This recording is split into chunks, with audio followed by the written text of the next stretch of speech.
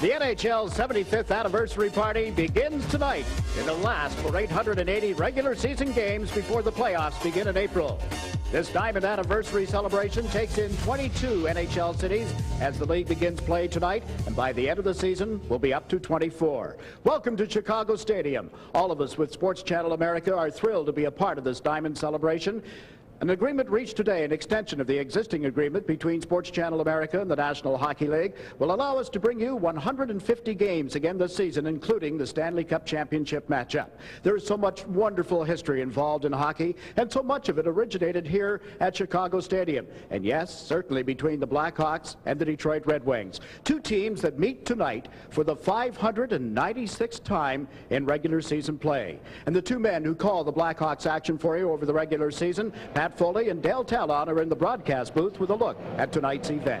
Thank you very much, Jiggs, and we're in the most exciting building in hockey in the world, and the Chicago Stadium should be rocking tonight as the Blackhawks and the Red Wings lock horns for almost the 600th time. This Detroit team has the potential maybe to be one of the most improved teams in the National Hockey League. They're paced by a great star, Steve Yzerman. Well, they were one of the most improved teams over last season. They ended up with 76 points. Steve Yzerman's always been a star player. One added thing to this particular game. He was cut by Mike Keenan in the Canada Cup situation. I'm sure Steve Yzerman will be motivated to have a great night and a great season against the Chicago Blackhawks to prove Mike Keenan wrong. One thing the Red Wings will be hoping for, big contributions from two new European defensemen. Well, that's one place where they lacked last year. Defensively, they didn't have much mobility. They drafted a young Swede, Nicholas Lindstrom, Konstantinov, the Soviet player with a lot of skill. So they'll be better on the blue line, something that they needed to improve on over last season.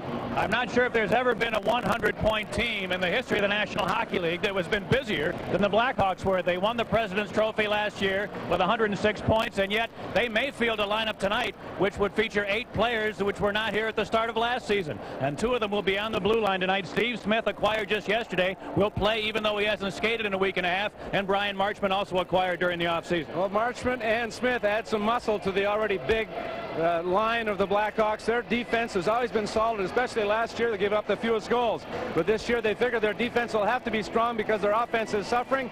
But they made the deal to get Smith and Marchment to add more muscle. Also, 2 unproven goaltenders, Jimmy Waite and Dominic Hasek at Belfort. 43 wins last year, not signed, not in the lineup. So the pressure obviously on those 2. That's for sure, but of course people forget that last year at this same time the Blackhawks also didn't know who their #1 goalie was, and of course Belfort went on to have the terrific Calder winning, or I should say the Vezina Trophy winning season. Let's go back downstairs to Jiggs.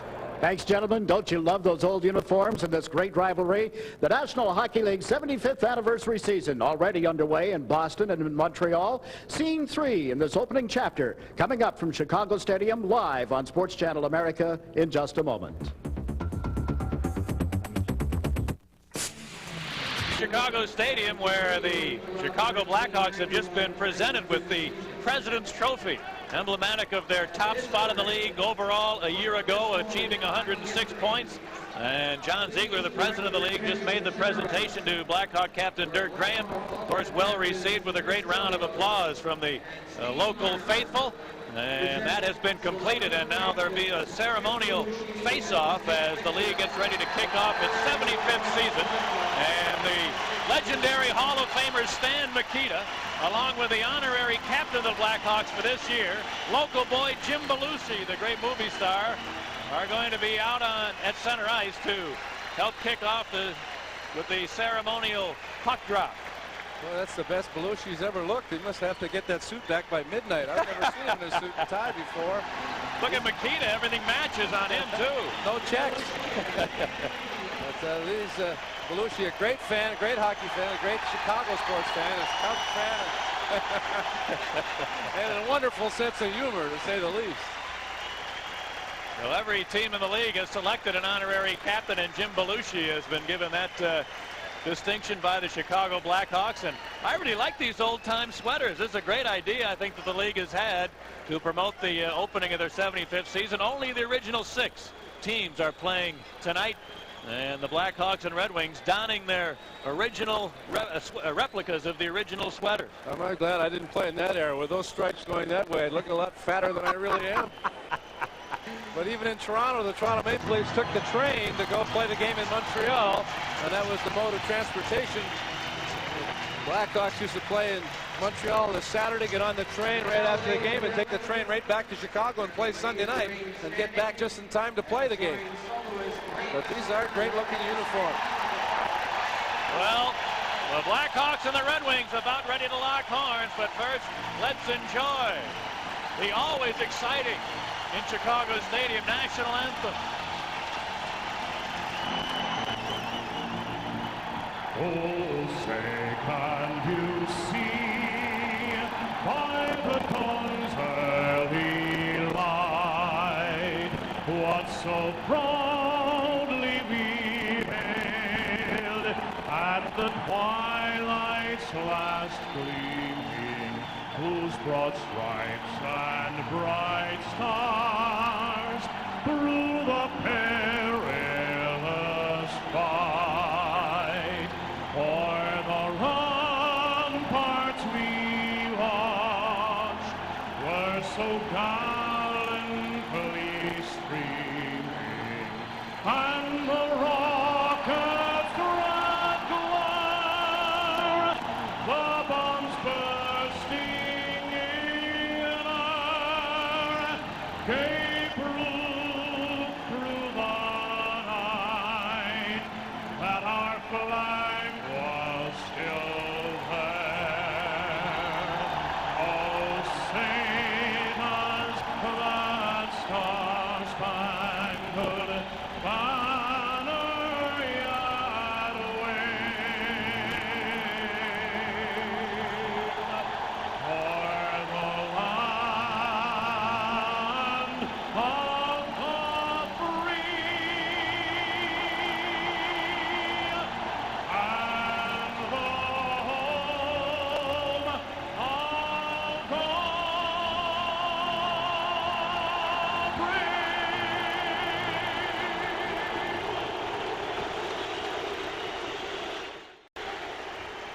Tim Cheveldae gets the start for the Red Wings. He took over the #1 spot last year. Had an outstanding year with 30 wins and a .355 goals against average. Lifetime against the Blackhawks, he's 3-4-1 and a 2.78 goals against average. Very acrobatic goaltender who's taken over the #1 role. Last year it was Ed Belfour, the unknown. He went on to have a brilliant year. This time, Jimmy Wade will get the opportunity. His second or third start against Detroit ever. He has one win.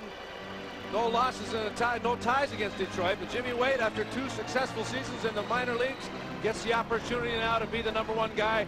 They drafted him first overall in '87, expecting him to be the franchise goaltender. And the officials for this game tonight, they too looking like the old-timers, except for Kerry Frazier's hairstyle. But they've donned the old sweaters that officials used to wear in this league. Kerry Frazier is the referee, and the linesman will be Ron Finn and Leon Stickle. I like these better than the stripes. I think they should stay with these. Brian Murray, general manager and coach, in his second season behind the bench with the Detroit Red Wings. And a marvelous career with the Washington Capitals. In 7 full seasons there, he averaged 95 points a year with the Capitals. He and Keenan go back a long way. They go back to junior hockey days in Ontario and Canada, and they battled quite.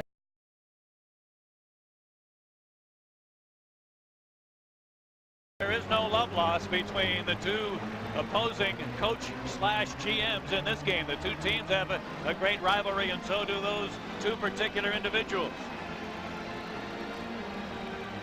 Kerry Frazier gets ready to drop the puck. Steve Yzerman out there for the Wings. He's got the electrifying Soviet Fedorov on the left side, and on right wing for Detroit, Ray Shepard. For the Blackhawks, Jeremy Roenick. Great star, young centerman, just signing a multi-year contract a few days ago. Roenick has Larmer on the right and Steve Thomas on left wing, and here we go. As the draw is cleared into the Chicago zone, and Chris Chelios circles the Blackhawk net. He's forced to turn by Fedorov. Now, having difficulty getting away from the forechecker. Chelios again circling. Now he ran into Kerry Frazier, who did not anticipate that move. Hawks give away one, no, almost, as it was knocked out of the slot area by Larmer, and now Thomas on the left side sends Chelios to center. He flipped it over the line. Roenick with a bouncing puck, centered one. He just missed Larmer, who was streaking for the net. And back come the Red Wings. Here's Yzerman. Stepping over the Hawk line, going wide to the corner, a backhander from there, stopped by Wade, and he goes down to cover. Now is going to play it, and he had the Hawks confused as Roenick thought a whistle was coming, but Chicago managed to clear it to center ice. Wings will drive it right back in there. Both teams making changes on the go as Steve Thomas kicks it to the Red Wing line. And now it's shot back the other way. Bouncing around at center, and Gerard Gallant rather got tied up along the boards. And now the Wings control with McCrimmon in his own end. Clearing it out into the Chicago zone. Bob Probert racing after it against Keith Brown. Probert into the corner, colliding with Brown. They battle heavily on the near side. Puck loose along the boards now. And John Tonelli unable to get it out. Now has a second chance. Tonelli wearing number 72 to Dirk Graham, who flips it into the Red Wing zone. Cheveldae sweeps it over to the far side. Held in there by the Hawks. Brown tees it up. His shot didn't get through. Probert to the near side was beaten to it by Graham, who out-hustled him. Graham put it behind the net. Tonelli looking to center, hit the side of the goal. Rolls free on the far board, and the Wings look to clear, and they do. Fire it down the length of the ice. It'll be icing if Conroy could get there first, and he does. Well, 3 former Islanders on the Blackhawk roster on this particular shift: Gilbert, Conroy, and the newly acquired John Tonelli. Those 3 guys, having experience with the Islanders, know how to win. And Steve Conroy, what an acquisition he's been for the Blackhawks. He's been one of the steadiest performers for them on the blue line.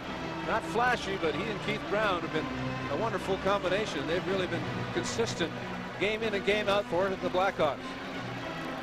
One of the keys as far as the Hawks are concerned for this year, they have got to find some production offensively from a line other than the Roenick line. And the man out there right now, Adam Creighton, looms as a very important part of this year for the Chicago side. Creighton is out there with Michel Goulet on the left and Brian Noonan on right wing. The Red Wings have Kevin Miller out there at center. Here's the draw. Cleared out to center, and Ranasek Kuchera flipped it back into the Red Wing zone. Konstantinov, the Soviet defenseman, tied up in the corner, got help from Brad Marsh. And the veteran blue liner whacked it out to center ice. Here comes Miller to the Hawk line, turning on the near board. Miller takes a look and shoots it. Didn't get through. Raul in front, a shot, they score! Jimmy Waite went down prematurely and could not get back up as the puck laid loose right in the slot area. And an easy backhand goal scored, I believe, by Garpenlaw for Eisbart. And the Wings lead 1-0. One of the new faces, Eisbart, picked up in a trade last year. They traded Lee Norwood for Eisbart, who had great success in the American Hockey League. The shot deflected off the leg, off Jimmy Waite, the inside of his left pad. He's looking to his left, has no idea where the puck is. Only Brian Noonan of the Blackhawks seemed to know where it was. The shot coming from the point, let go by Kevin Miller, deflected off Waite. Waite doesn't know where it is. Backhand shot into an empty net for Eisbart, and the Red Wings take the early lead at 2:26. Paul Eisbart at the 2.5-minute mark puts Detroit out in front, and here come the Hawks off the draw. Roenick gets the line, was forced to the near board by Marsh. Steve Smith kept it in. Bounce one into the near corner. Now roll loose in front, just over the stick of Roenick as Cheveldae had gone down on the play.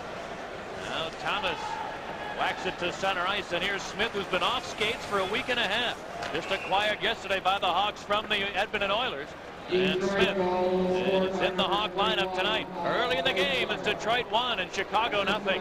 He saw Steve Conroy in his own end, pass it to himself off the board. Then he got run over by Sean Burr, and the Wings keep it in. Brown on the near side. Trying to battle his way loose. He's harassed now by Troy Crowder, and Keith Brown able to clear it back into the Detroit zone. Steve Racine back for the Wings. His clearing effort didn't get out on the near boards to Grimson.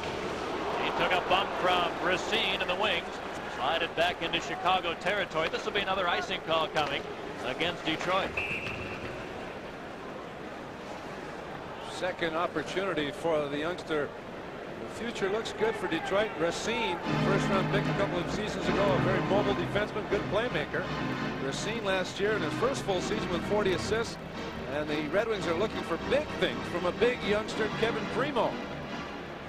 He's 6'4", 220. You put Primo at center between Crowder and Probert, and you've got yourself a big line. And Primo is going to get a lot of room if they put those twin towers on his either side. You've got Fedorov and Yzerman. This Detroit team has improved immensely over last season.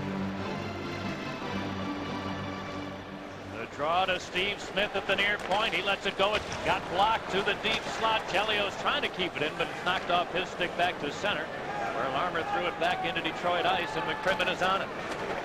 And McCrimmon got knocked off the puck by Jeremy Roenick, who got it out to the far point.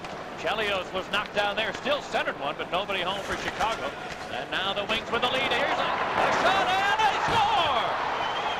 Number 91, Sergei Fedorov, the electrifying Soviet, snuck in behind the Hawk defense. Wade got a piece with his glove, but not enough.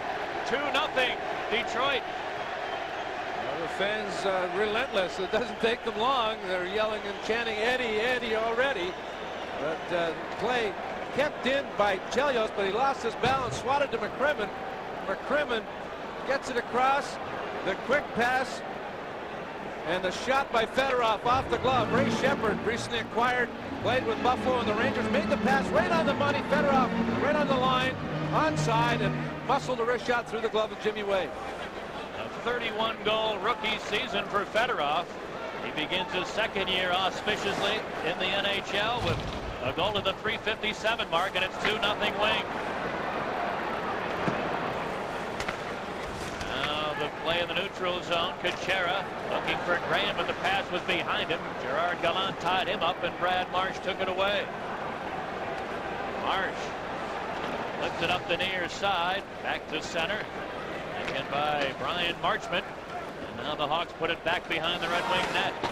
Cheveldae sweeps it along the left wing board. Marchment got there to keep it in, trying to center one, bouncing puck in front, and John Tonelli couldn't get rid of the shot. Good defensive play by Brad Marsh to tie him up. Probert the other way, has the line, shooting. That's blocked by Marchment. Rolled free into the far corner, and Tonelli able to clear it back to the Red Wing line. Racine quickly back the other way, feeding Rick Sambo on the near side. He left it for Probert. Loose center, want a shot, waiting the save, and a good quick reaction, a good release by Jimmy Carson. And now a penalty is going to be called as a Hawk player. Goulet was yanked to the ice in the neutral zone, and the first penalty of the game will go to the Red Wings. Blackhawks head to the power play, trailing 2-0. Play on Goulet's part in the neutral zone. Blackhawks go to the power play, and a much-needed goal for them. They're down 2-0 in the early going here of the first period. Last year they were 4th overall in the power play, the Blackhawks. The Red Wings, on the other hand, they're penalty killing 18th overall. Not a very good percentage. Goulet whacked it to the line, but Steve Smith unable to keep it in. And Smith, wearing the number of the man he was traded for, Dave Manson, goes back into his own end. Smith trying to start it away, feeds to center. Goulet tapped it over the line. Now Larmer on right wing, cuts in there for Goulet. He's in! He scored! A great pass by Steve Larmer to put Michel Goulet on the doorstep, and he got Cheveldae down and out, and it's 2-1 now in favor of the Wings. Well, all started deep in the Hawk zone. A good heads-up play by Steve Smith. Everyone thought he was going to go around the boards, but he put it up the middle to Goulet, overskated it. It was flipped by Roenick to Larmer. Goulet sees Larmer with the puck, 2-on-1. Goulet sprints to the ice, waits for Cheveldae, waits, and then just tucks it in inside the near post. You can see why Goulet has scored so many goals throughout his career. He just had a lot of patience, waited. 488 career goals for Goulet. The 31-year-old veteran sniper who's been a 3-time first-team All-Star in the mid-'80s. Scores the first goal of the year for the Blackhawks, and now the Detroit lead is cut in half. Here's Lidstrom deep in his own zone for Detroit. He cleared it to center. Steve Yzerman has it there, slipped it ahead to Fedorov, but he's well covered by Dirk Graham, last year's Selke award-winning winger, as the top defensive forward in the league. Here's Lemieux over the line, a wrist shot and a save by Cheveldae. He shot that one on edge. It was a bit of a knuckleball, and Tim Cheveldae took no chances with it. Joshua Lemieux's first shift, a good shift for him.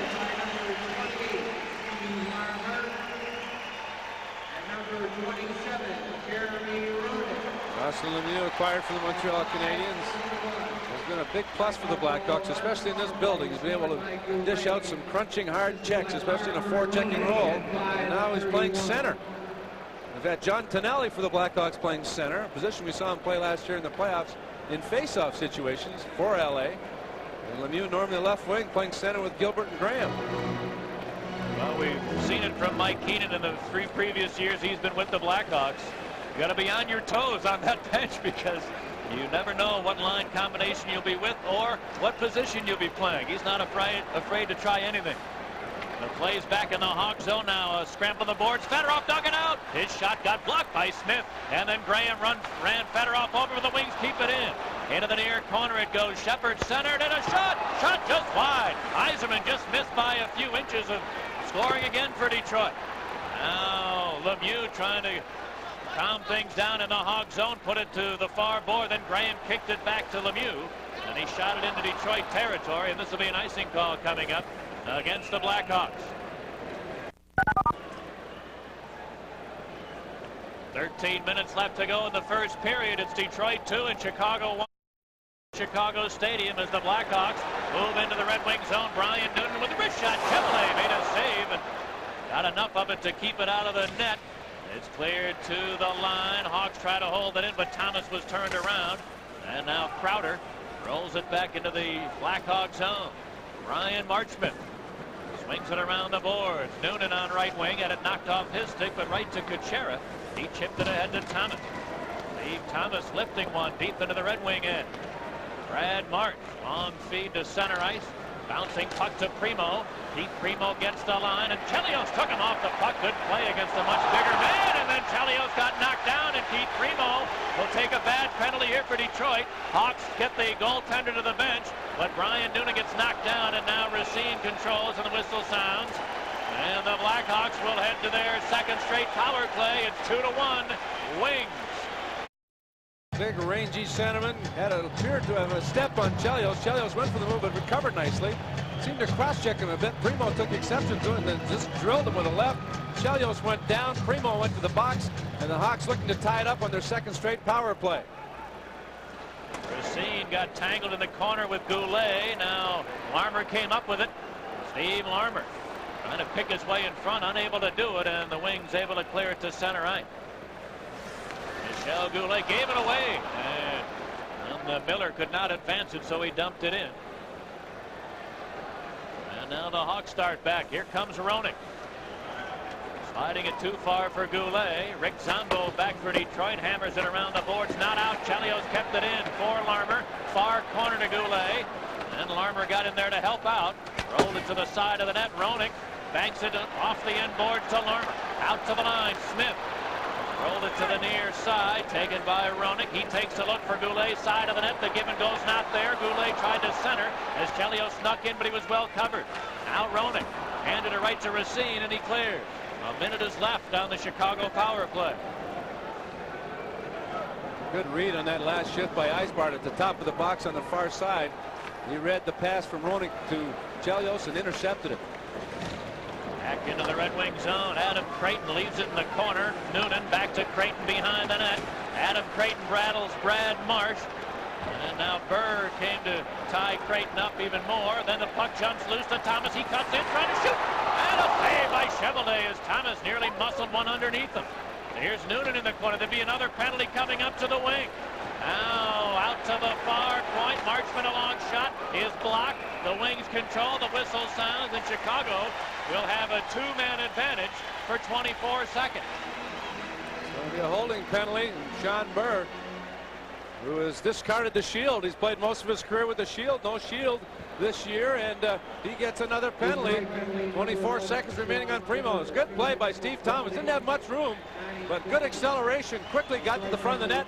Made it very difficult for Chevrolet, who got a piece of it. And Sean Burr's getting the penalty for grabbing the stick of the Blackhawk player Creighton and then throwing it to center ice. And Fraser whistles him off for a holding. So the Blackhawks with a two-man advantage for 24 seconds. Let's take 10 seconds here for stations to identify themselves. Coverage of the National Hockey League's Diamond Anniversary season, live and exclusive only on Sports Channel America. You're in a situation like this, Pat, down two men, you usually go with your best people, and Steve Yzerman's out there to try and win this draw, and Fedorov, two forwards, which we've seen more and more in the league with the inverted triangle situation. One defenseman usually in the front, and the two forwards putting pressure up high at the top of that triangle. McCrimmon, the lone defenseman out there for Brian Murray's Red Wings. Now the Hawks with a chance for one rush with a two-man advantage. Here's Chelios. He's got the line. Put it to Roenick on the near side. Dropped it to Smith. Again to Roenick in the near corner. Near point to Smith. Moves it across to a wide open Chelios. He centered one. Oh, too hot to handle for Roenick. Now the first Detroit penalty goal. They score! Right on the doorstep. The second goal of the game for Michel Goulet. A great pass from behind the net by Larmer. And it's 2-2. Well, we hate to sound repetitive, but 2 goals for Goulet, and he hasn't had the puck on his stick for more than a second in the entire period. He had no time, no room. Great quick pass from Larmer. Larmer was about 8 feet from him. A nice 8-foot pass and a quick 6-foot shot by Goulet into the net. Bang off the boards. Bang. Goulet had wasted no time, and he couldn't afford to. He had to do it quickly. Roenick couldn't handle the Chelios fake slap shot, so he banked it off the end boards. Deflected by Larmer right to Goulet at the top of the crease, and bang, it's in the net. Michel Goulet from Larmer and Roenick. Both Hawk goals have come on the power play with identical scoring sequences. And now it's a 2-2 game. And the Hawks had best be paying attention to their P's and Q's here in the next little while after they've had 3 straight power plays, scoring on 2 of them. Here come the Wings now. Eisbart. His pass hit a skate. Dirk Graham captures for the Blackhawks. Sends it ahead to Lemieux. And he was hit but delivered the bigger blow as Racine wound up on the deck. Here come the Wings though. Garpenlaw cutting in there. He's knocked down. This will be a penalty against the Blackhawks. And as Garpenlaw tried to storm to the net, he was knocked down. And Detroit to the power play. It's 2-2. Racine initiated the contact, but he paid the price. And then a good play by Conrad. He had to take a penalty here. Garpenlaw had him beat cleanly on the off wing. He takes him down, and the Blackhawks get their first penalty, a necessary penalty. Meanwhile, the Red Wings go to the power play with a chance to take the lead in a 2-2 game. Here's the draw, cleared to the near side. Larmer trying to jam it out of there, and he does. And he's bumped at center ice, but he got the puck back, and then his passing attempt deflected over the boards into the Chicago bench. One of the mysteries of the Detroit team is their inability last year to capture or score many goals on the power play. They scored only 57 goals all year long with the extra man, which was 19th in the league. They're only at 16% with all the snipers that they have. That's amazing. They're penalty killing and power play. 18th in penalty killing, 19th on the power play. Whereas the Blackhawks were 4th on the power play and 2nd in penalty killing. And that's one of the reasons why there was a disparity of 76 to 106 points, 30-point difference. And a lot of it has to do with special teams. And the Hawks led the league in shorthanded goals last year, as they've done in the last couple of times in the last few seasons. 20 shorties for Chicago a year ago. And Larmer and Roenick out there now. Or Noonan has come on. But always dangerous when Larmer, Roenick, and Graham, any combination of those people as forecheckers, really can give the team with a power play fits. And here's a Noonan steal. He centered and a shot and a save by Cheveldae. Right off the bench, Michel Goulet had a chance for the natural hat trick, and a big stop made by Tim Cheveldae. 3 shots, 3 goals almost for Goulet. A bouncing puck. Surprise. Cheveldae was rather relaxed in his approach. He and the defenseman Racine get tangled up. Noonan gets the loose puck out to Goulet coming on a player change, and he almost snaps in the hat trick goal. Racine and Cheveldae are a little relaxed behind it. I think one of the reasons why the Red Wings didn't have success on their power play, they didn't really have one guy back there that could carry the mail and be the quarterback on the power play. And the guy who often did fill that role for them is unavailable tonight, Steve Chason, beginning a suspension, which he was handed following an incident in last year's playoffs. So he has to begin serving that tonight, and Chason very often was looked to as the quarterback for the Red Wing power play, but they don't have him in this game. Now the Red Wings have Brad McCrimmon on one point and the Soviet Konstantinov on the other side. Here comes McCrimmon. And send it ahead. That's hit the linesman and bounced to Graham, looking for the bank pass. He's got Gilbert at center. Greg Gilbert to the line and unable to get around McCrimmon. He did a nice job defensively, but the Wings are down to a half a minute left on this power play. Bob Probert to center ice. Works his way over the Hawk line. Put it to the near side. Carson leaves it for McCrimmon. He put it to the far side. Konstantinov. His pass hits the leg. Graham steal. Clearing. An amazing penalty kill. They get the best scoring chance and don't allow a shot on goal, the Blackhawks. 7.5 minutes remaining in the opening period. Red Wings scored twice in the first 4 minutes to grab the lead, but the Hawks have caught them with 2 power play goals. Both teams are now back at full strength as McCrimmon deep in his own end. Leads the Rick Zombo. And now out to center ice. Crowder lifted over the Hawk line, but the Detroit player Primo in there ahead of the play. 7 minutes to go in the first. Chicago 2, Detroit 2. Now a face-off coming up at center ice. It's controlled by the wing. Rick Zombo, Chicago area boy. He blossomed into a very steady defenseman for Detroit, but here's the steal by Thomas. He looks for Tonelli. The pass didn't get there. It was deflected away and now cleared to the neutral zone where Brown lifted up the far side. Racine stole it. Aired it over the line. Sean Burr threw it into the far corner. Taken by Brown. Keith Brown rolled it ahead. 3-on-3. Here's Tonelli over the line. Goes to his backhand. Cutting in with a shot and a save by Cheveldae. Rebound taken by Burr. Sean Burr lifted back into Chicago territory. Primo got knocked off the play by a smaller Conroy. Now into the corner goes Roenick. Jeremy Roenick. Stick handle around it, check to center ice and flips it in deep.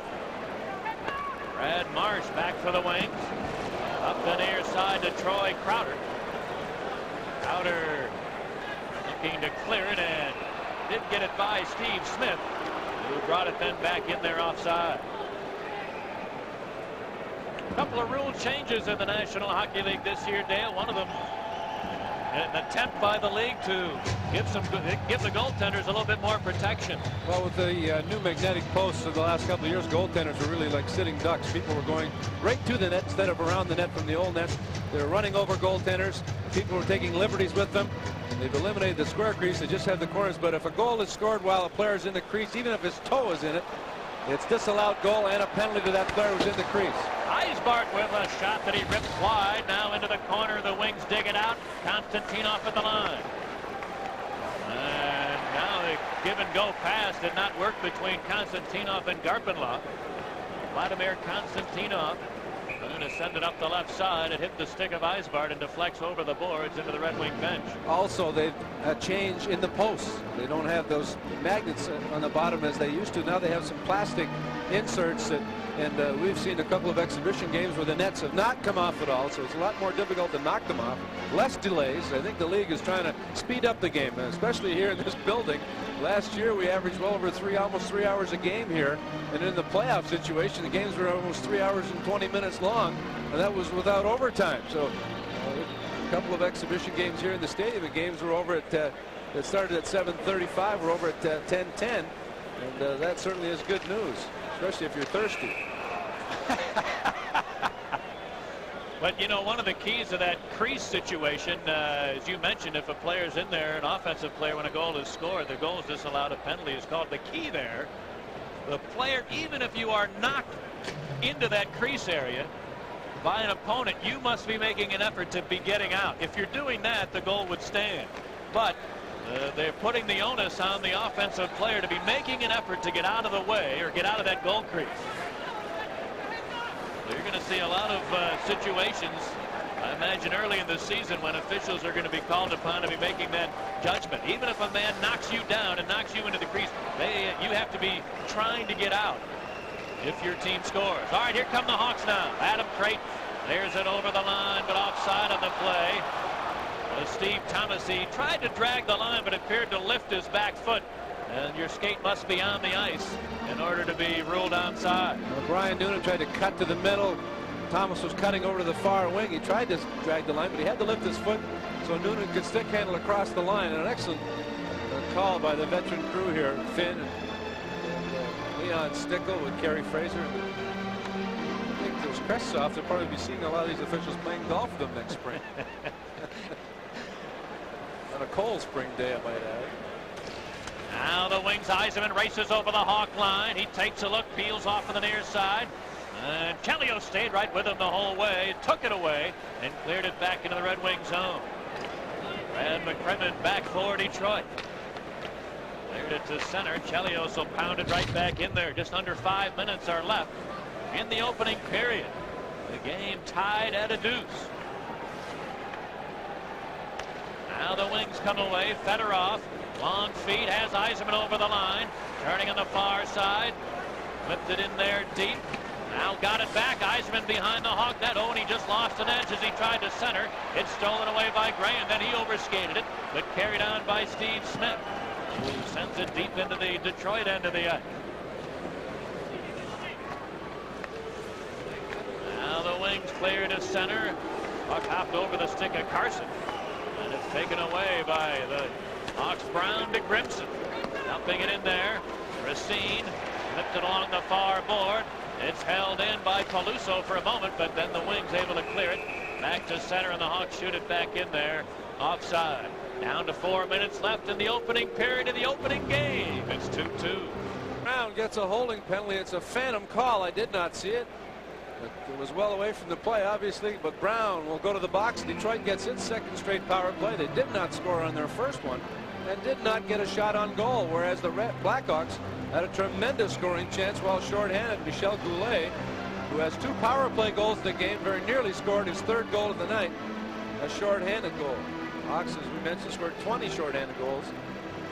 There's the Red Wings last year, 19th overall with the power play. Carson, Gallant, and Probert out there now for Detroit. The rookie Lidstrom along with Racine on the points. Now here's a Larmer steal in his own end. He shot it to center ice. Key for that turnover, though, Pat. Chelios challenged outside the line, made the player make one extra move, and then a blind dump in was intercepted.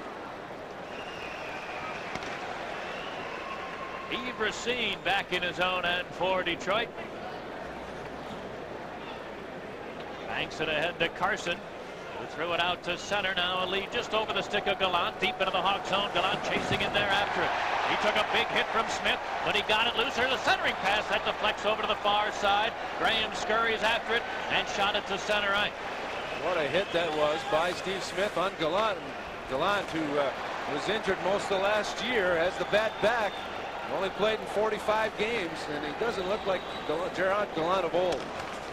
And if he cannot return to close to his form of a few years ago, that'd be a major setback for Detroit. He is really one of the great leaders of this hockey team. There's another Hawk steal, and the Wings have been unable to set up so far in the Hawk zone on their power play, which now has just 40 seconds remaining. Here comes Detroit again. Fedorov stripped from behind by Noonan, clearing.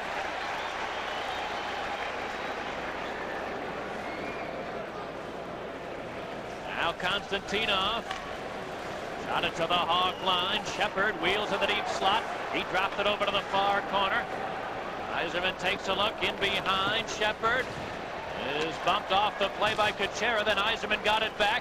He shoots one and a save by Wade. Rebound Yzerman. Wade stop. Oh, and Yzerman nearly whacked it in out of midair. He hit it, knocked it off the crossbar. Now the Wings keep it in. McCrimmon trying to center one. It's stolen away by Noonan. And he takes a look and clears. The penalty is over. Both teams back at full strength. Best save sequence of the night for Wade. Back-to-back saves on Yzerman. He made the first save, went down, bounced right back up to make the second save, and Yzerman with great hands almost swatted out of midair on his 3rd attempt. Jimmy Wade, who's much heralded career in junior hockey, was considered the best goaltender in junior hockey, made the save and then fell back and then was able to get back into position, kicked up, made the save, and Yzerman very nearly swatted it out of midair, but it just hit the top of the net. Well, Steve Smith hasn't skated for over a week. He still knows how to take the body. He was an aggressive defenseman with Edmonton. Offensively a big plus, and defensively could do it at both ends. A giveaway to Kevin Miller with a shot, and that's sticked away by Waite. Now Chelios wrestles along the boards. Puck jumps free to the slot. Garpenloff held it in. Then he handed it right to Creighton. Adam Creighton, a long feed right on the money to Thomas. He has the line. Shoots one. And a save by Chevelday, who hangs on. And now Tonelli bumping with Zombo. And there's a gathering around the Detroit goal. One situation we didn't see much of last year. Adam Creighton likes to stick handle, likes to skate with the puck. In that particular situation, he made a great pass right off the bat. He didn't stick handle at all and moved it quickly to his winger, and it resulted in a good scoring chance, and that's what he has to do more of. John Tonelli signed as a free agent in the offseason by the Blackhawks. I think for the simple fact they got knocked off in the first round of the playoffs. He wanted, Keenan did, somebody that had some experience in winning cups, and he figured in this smaller building with his good work ethic along the corners and boards, he would be a plus for them. Here's the draw to Larmer, a drive and a save by Cheveldae. Rebound to the wings, and it's cleared to center ice. Well, the good news for the Hawks is that they have on their roster a total of 9 Stanley Cups. The bad news is that nobody's won one here. Tonelli's got 4. Steve Smith's got 2. Greg Gilbert's got 2. Chris Chelios has 1. But they've all won those Stanley Cup rings in other sweaters. We're into the final minute of the opening period. It's in the Hawk zone. And now Chelios gave it to Smith. The right wing boards where Goulet slides it back into the Red Wing zone, but he had not quite reached center, and this is going to be an icing call against Chicago. Also a different change this year of the clock. There were so many questionable goals last year in the last seconds of hockey games that they've added a 1/10 of a second now. 36.3. The NBA has gone to this clock, and now the NHL, and it's a great move. They've got that in Boston Garden too, right? I hope so. It's amazing how many times there were games in the Garden a year ago that had very controversial endings to periods or games. That's an old building, you know, moisture and does a lot of different things with the wiring in that building. Right. Face off to the right of Waite. Here's the draw laying there, and Yzerman came up with it. Yzerman against Noonan in the corner, danced around him, now centered one. Oh, that just hit the skate of Crowder dribbling wide. Now a centering pass, quick shot is blocked out in front of the net. Here's Ray Shepard for Detroit, putting it in behind the net. Big scramble for it there. Now Fedorov with 14 seconds left, trying to slip it out in front. It came back to him. Fedorov takes a look again. Stick handle to the far post, trying to muscle it in. Waite sticks it away. And now the Hawks look to clear, and they do, but Dirk Graham will run out of time as the first period comes to an end. An exciting opening to year number 75 in the NHL. Paul Eisbart scored the first goal of this game for Detroit, assisted by Miller and Marsh at 2:26. Then it was Fedorov for the Wings. A great feed from Shepard to put him in. Shepard and McCrimmon assisting at 3:57 for a quick 2-0 Red Wing lead.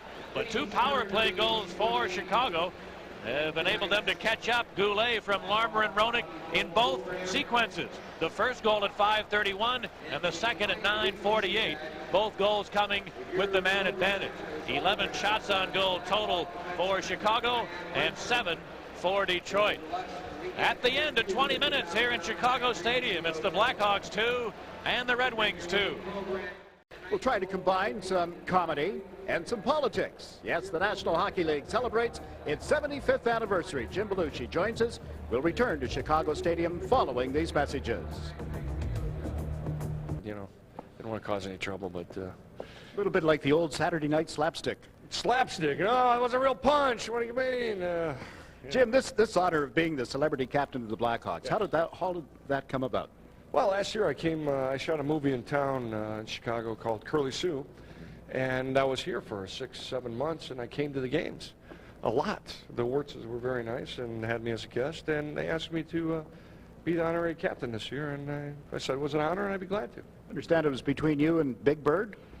Well, Mr. Rogers is the honorary captain for who? The Pittsburgh. Pittsburgh. So it was between me and Big Bird here, and they picked me, I guess. I checked Big Bird, broke his legs, and they let me have it. Jim, are there any other great assignments coming up now as part of this job? Yeah, I'm going to be the goalie soon if they don't get Eddie. I'm going to be in there. What about this Blackhawk team? I know you started to come to a few games. It's going to be a good year. Then all of a sudden, John Candy had you out here night after night, huh? Yeah, John Candy was shooting the film here last year also, so Candy and I were coming a lot last year. Actually, John is the honorary captain for the Kings, and he wants to meet me on center ice, John. And ever since we've both been chosen, we've been arguing on the phone a little bit, you know. But we get along all right. Well, I can tell that you're really into this game, into this sport. This was close, huh? Didn't take you long to get hooked on hockey, huh? Oh, no. It's the most exciting sport. I mean, football and hockey, I think, are the most exciting games to watch. But hockey especially. On television or in the stadium, it's the most exciting, the fastest, the most adrenaline rush sport there is, you know, and the National Hockey League should go on for another 75 years. Oh, at least. Jim, good to see you. Thanks for dropping by. Congratulations on being the celebrity captain of the Chicago Blackhawks. It's going to be a fun year. 2-2 is our score. Detroit's got the first two. The Blackhawks come back with two of their own. We'll have more from Chicago in a moment. The Blackhawks and the Red Wings joined the league in 1926, and you're looking at the lineup card from a game played here in Chicago in 1928. Nobody cared about the first names, as you see, just last names. Little difference. Color printing, the whole bit. That's tonight's program between the Red Wings and the Blackhawks, and it's tied 2-2 at the end of one period. I mentioned the year 1917, this the Diamond Anniversary. Congratulatory messages have come in from far and wide, including this message from the White House in Washington, D.C. Personally, and on behalf of the millions of hockey fans throughout the United States, I want to congratulate the National Hockey League on its Diamond Anniversary season. It was the great one, Wayne Gretzky, who said, "I skate to where the puck is going, not where it has been." Well, the National Hockey League has been entertaining fans now for 75 years, and where it's going, I'm convinced, is a new plateau of popularity. The NHL has grown dramatically over the last 25 years, and now embraces 14 American cities. And what's more, the number of U.S.-born players in the league has increased. We are proud to be such a talent source for the greatest hockey league in the world. All Americans delight in our long-standing cultural, diplomatic, and sporting ties with our neighbor to the north. Hockey was born in Canada. The NHL was founded there in 1917, and we thank it for exporting this wonderful game and for the place hockey holds in the sports hearts of America. Congratulations and best wishes. Happy birthday to the NHL. Yes, from San Jose on the to the New York Islanders on the East Coast. And we celebrate 75 years. Pat and Dale, right after this. First two goals tonight. The Blackhawks, the league's best last season, came back with the power play, making it a 2-2 tie at the end of one period. With their thoughts of the period and the analysis, Pat Foley and Dale Talon. Thank you, Jiggs, and it didn't take long for the Red Wings to get on the board in this game. Before the game was 4 minutes old, Detroit had struck twice, but the Blackhawks showing an ability to rebound, especially on the special teams. But here's the first goal at the 2:26 mark. One of the new Red Wings, Miller's shot deflects off a leg and out the inside of Waite's pad. He looks to his left. Eisbart seemed to be the only guy on the ice who knew who the puck was, and he put the backhander in. That was early at 2:26, and the Red Wings dented the net first, made it 1-0 from Miller and Marsh. And then not too much later at 3:57, a great pass from Shepard right on the money to the streaking Fedorov. Fedorov snaps the wrist shot. Waite got a piece of it, but not enough of it, and it trickled into the net. And that gave the Red Wings a 2-0 lead at 3:57. The Red Wings, on the power, short-handed. And last year they struggled. Roenick, Delarmer, Goulet goes to the net quickly, waits, and then tucks it past Chevalier. That made it 2-1, a power play goal for Goulet. Michel Goulet didn't waste his time on the power play. A bank pass to Roenick, Delarmer, bang, Goulet in the net. He had the puck twice for maybe a second. He scored 2 goals on the power play and very nearly scored shorthanded. So special teams the reason why the Hawks are in this one. And the Blackhawks and the Red Wings locked up in a 2-2 game after 20 minutes, and I have a lot of respect for my elders. Let's go back downstairs to Mr. McDonald. Somehow I knew that was coming, and no, I did not. I repeat, did not televised the first game played in this league 75 years ago. More from Chicago Stadium right after these matches. Handsome-looking guy in the middle being Jim Belushi, the honorary captain of the Chicago Blackhawks. You ever much of a hockey player? I know you grew up around here. No, I didn't play hockey at all, actually. I just kind of watched it. I was in the theater, you know. Right? I was in the theater at the time, you know. I was a fairy. They consider me as a fairy because I was in the theater. Well, I won't sit too close to then. Ah, come on. I know you're in that movie Red Heat a couple of years ago. Is it true what you just told me that Schwarzenegger's a wimp? Yeah, he's a fairy too, because we're both fairies, because we're into creative arts. You know? Second period underway as the draw is controlled by the Wings now. Fedorov has the Hawk line. Chelios muscles him into the corner, and now it's whacked loose into the slot. Bouncing puck finally corralled by the Red Wings. Cleared into the corner. Now it's held in by Racine for Detroit. And he got it to Fedorov. A wrist shot and a save by Waite, and he gave no rebound. What were you just talking about a while ago, that if things don't go well, you're going to be the goalie for the Chicago? Yeah, I'm going to be, if they don't sign Eddie, I'm going to be in there. I'll be there. Looks like maybe you did play goal, though, for a while. Did you use a mask or not? No, these scars on my face were from fist fights. They weren't in hockey games. They were between me and the other fairies in the. That'd be a good name for an expansion team. Yeah, the fairies, Belushi's fairies. Now they play at center ice with Chelios, rolling it into the Red Wing zone, taken by Zombo. He looks to clear, but now the puck does wind up at center on the stick of Goulet, who's got both Blackhawk goals. He puts Larmer back in there. In on Zombo, shooting, and he fired it wide. Now Chelios, good move to keep it in. On a Tyrone, another one. Easy now, you're hard, Jimmy. I'm sorry. I know, that's why I like this game. You know, it's it really takes you out of your head. You get to, wow, there's a man for you, Chelios. Isn't he great?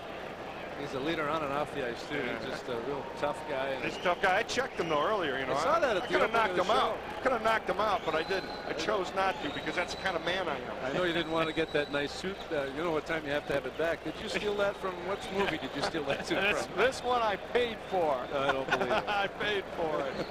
But I did get a discount on it. What do you think of these uniforms? Oh, beautiful.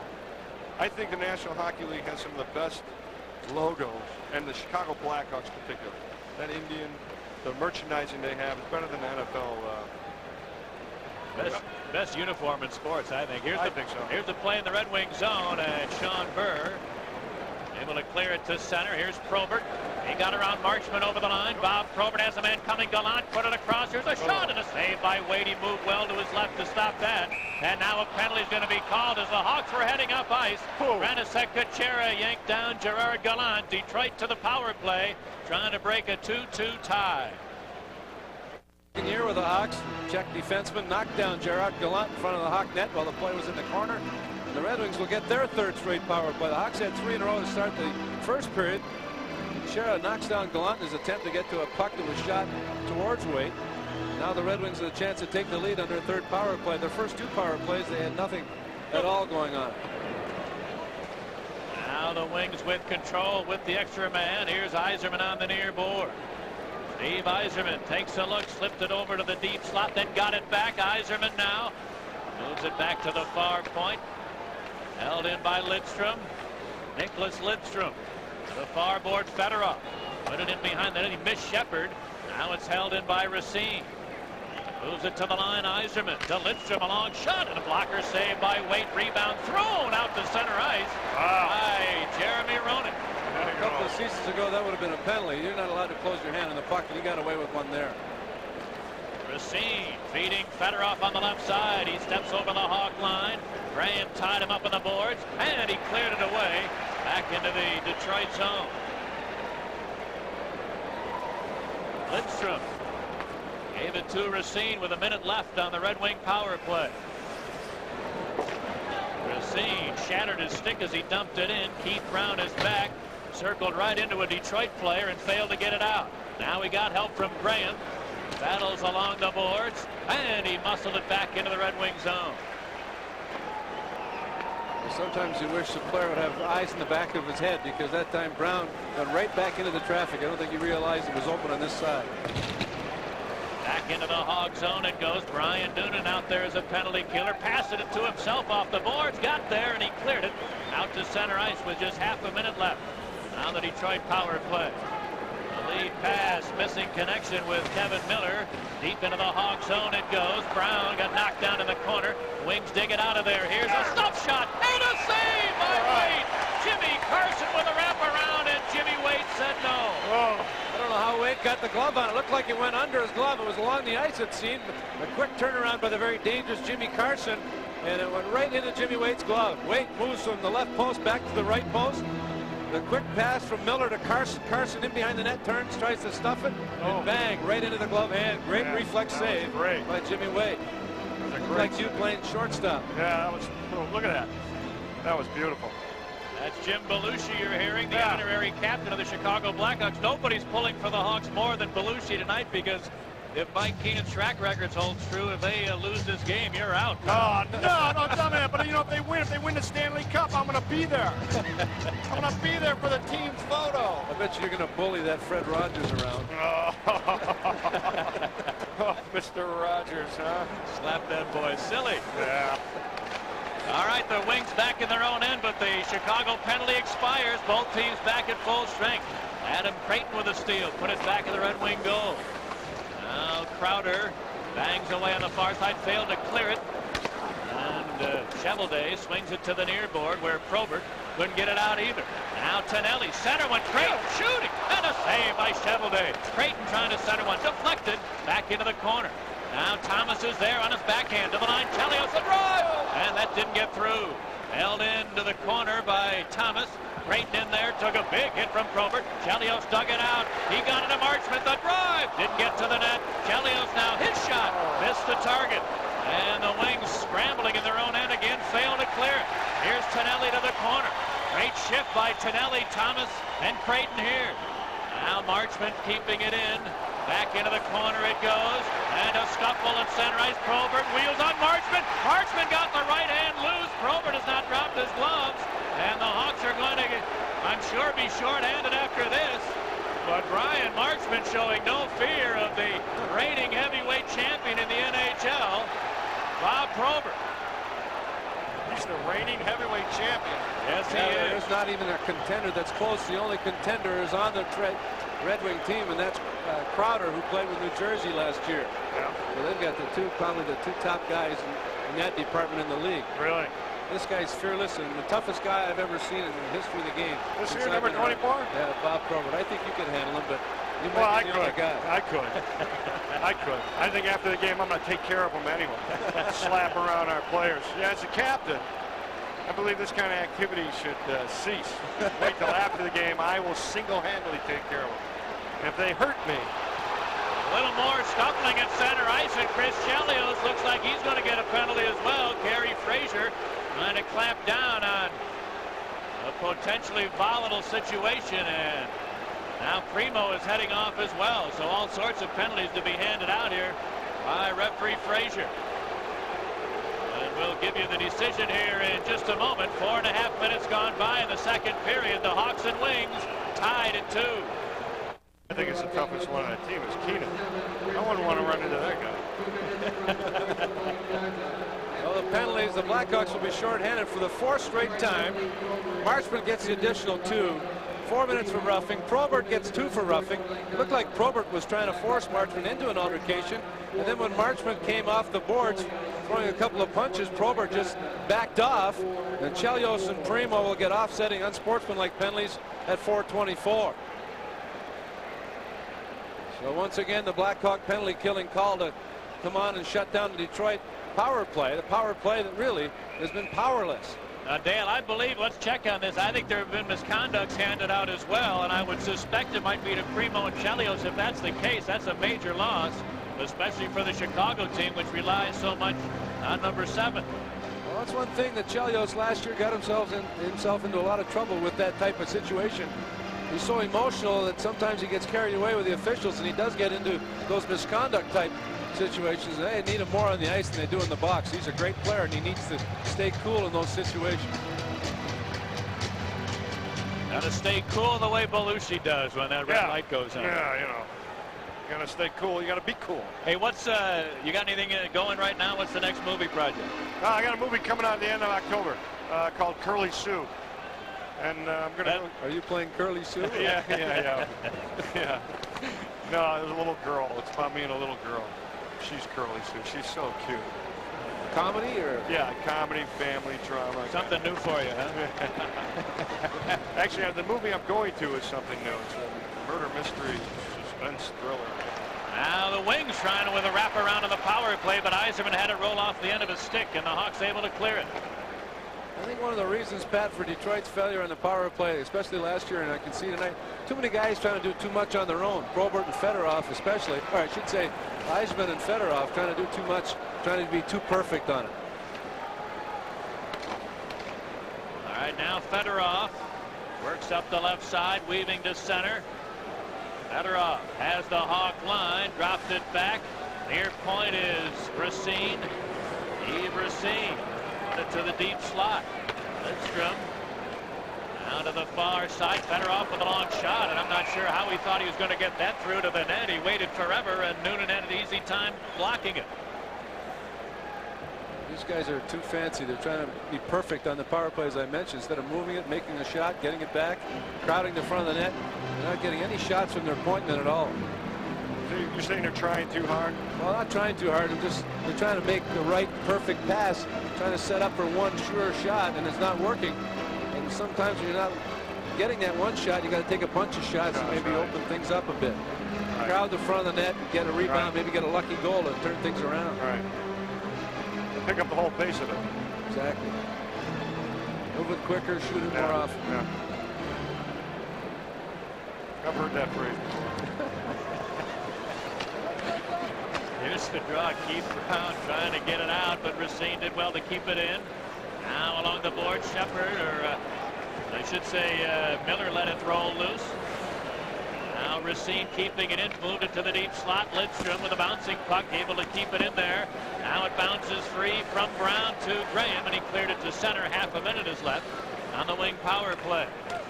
Racine gets the line. Larmer stripped it. Back come the Hawks. Graham has the line to Larmer. The return pass, good defensive play by the Wings as Larmer's return pass. And now we're going to have a penalty coming up, I believe, against Detroit. That'll take care of the 15 seconds for the Red Wing power play, and now the Hawks will have an extra man in a short period of time. 15 seconds. Racine with a bit of a cheap shot against Larmer, who had made the pass, had it deflect up in the air, and he was looking at the puck up in the air, relaxed a bit, and Racine drove him into the boards. Could be a boarding penalty on Racine.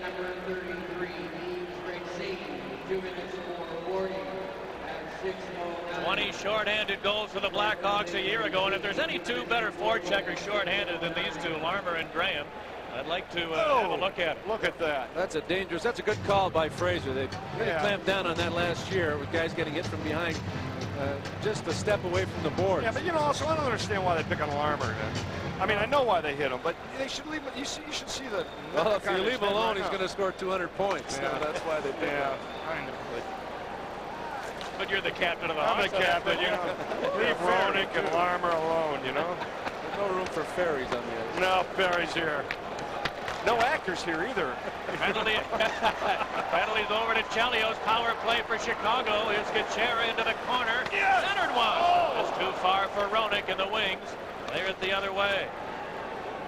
Steve Smith. Dale, I think he's playing, impressed by this fella after not playing for 10 days. He does not look like he's very rusty at all. It's like riding a bicycle. A giveaway by Chelios, and then the centering pass just missed connecting with Burr. And now the Hawks start back. Michel Goulet drives it in there. And Cheveldae going to clear it himself the length of the ice. He's going to be sore. Okay. Now here's a Red Wing steal as Konstantinov picked it off and cleared it ahead, but not very far. Larmer got to it, then he was stopped. And it's shot back behind the Hawk net. Now it's the Chicago power play having trouble getting on track. Chelios. Cross ice off the skate of Noonan, and Conroy will have to dump it in. The Wings have Konstantinov back with time and room, and he clears. These are great seats. Okay. Yeah, this is really a great place to watch a game. And the best building in the league, too. Yeah. Best building in the world. They're going to start probably building next year, the new one. Huh? That's what they say, and I hope they take their time. Yeah, it's a beautiful stadium. Now bouncing puck in the Red Wing zone, taken by McCrimmon, who wastes a little time before clearing, and that'll do it for the Chicago power play. Both teams are now back at full strength. Brad March, pass off a stick deflecting into the crowd. Jim Belushi, honorary captain of the Hawks, thanks a lot for stopping by. And thank you. We hope you enjoy your role. Let's pause now for a regional break.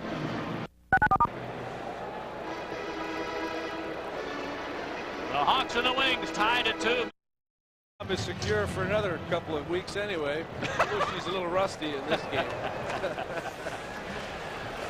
Nice fella, though. He sure is excited about this honorary captaincy. He's a novice, like he's just a new fan. He's a Cubs fan. I know, a diehard Cubs and Bears fan. Just now he's a real hockey fan. Hey, that's what happens when you have a chance to come out and see this great sport. It's the most electrifying sport in the world. Here's a shot to save by Wade. Rebound. Jimmy Wade! What a terrific rebound save as the Wings' Ray Shepherd looked to have him at his mercy.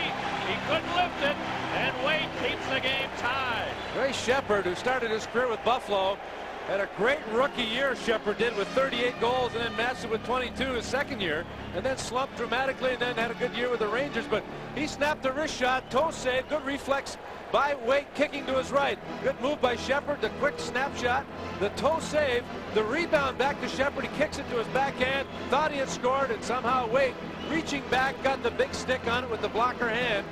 So Jimmy Wade has come up with 3 great saves here in this second period. 1 on Carson and those 2 on Shepherd. You said Shepherd had 2 really good first years, 38 goals as a rookie, 22 his next year, and then slumped. Got sent to the minors, got traded to the Rangers. Last year he had 24 with the Rangers and was let go and signed, picked up, and he's looked real good on that line with Yzerman. Not just traded to the Rangers, sold to the Rangers for $1. And the Wings glad to have him now, hoping he can show the offensive form he had a few years ago. Steve Thomas into the offensive zone, had it knocked off his stick, and now Probert starts the Red Wings back. Probert on right wing over the line, trying to center one, it hits the leg. Back to center, Probert has it again. He got help from Jimmy Carson.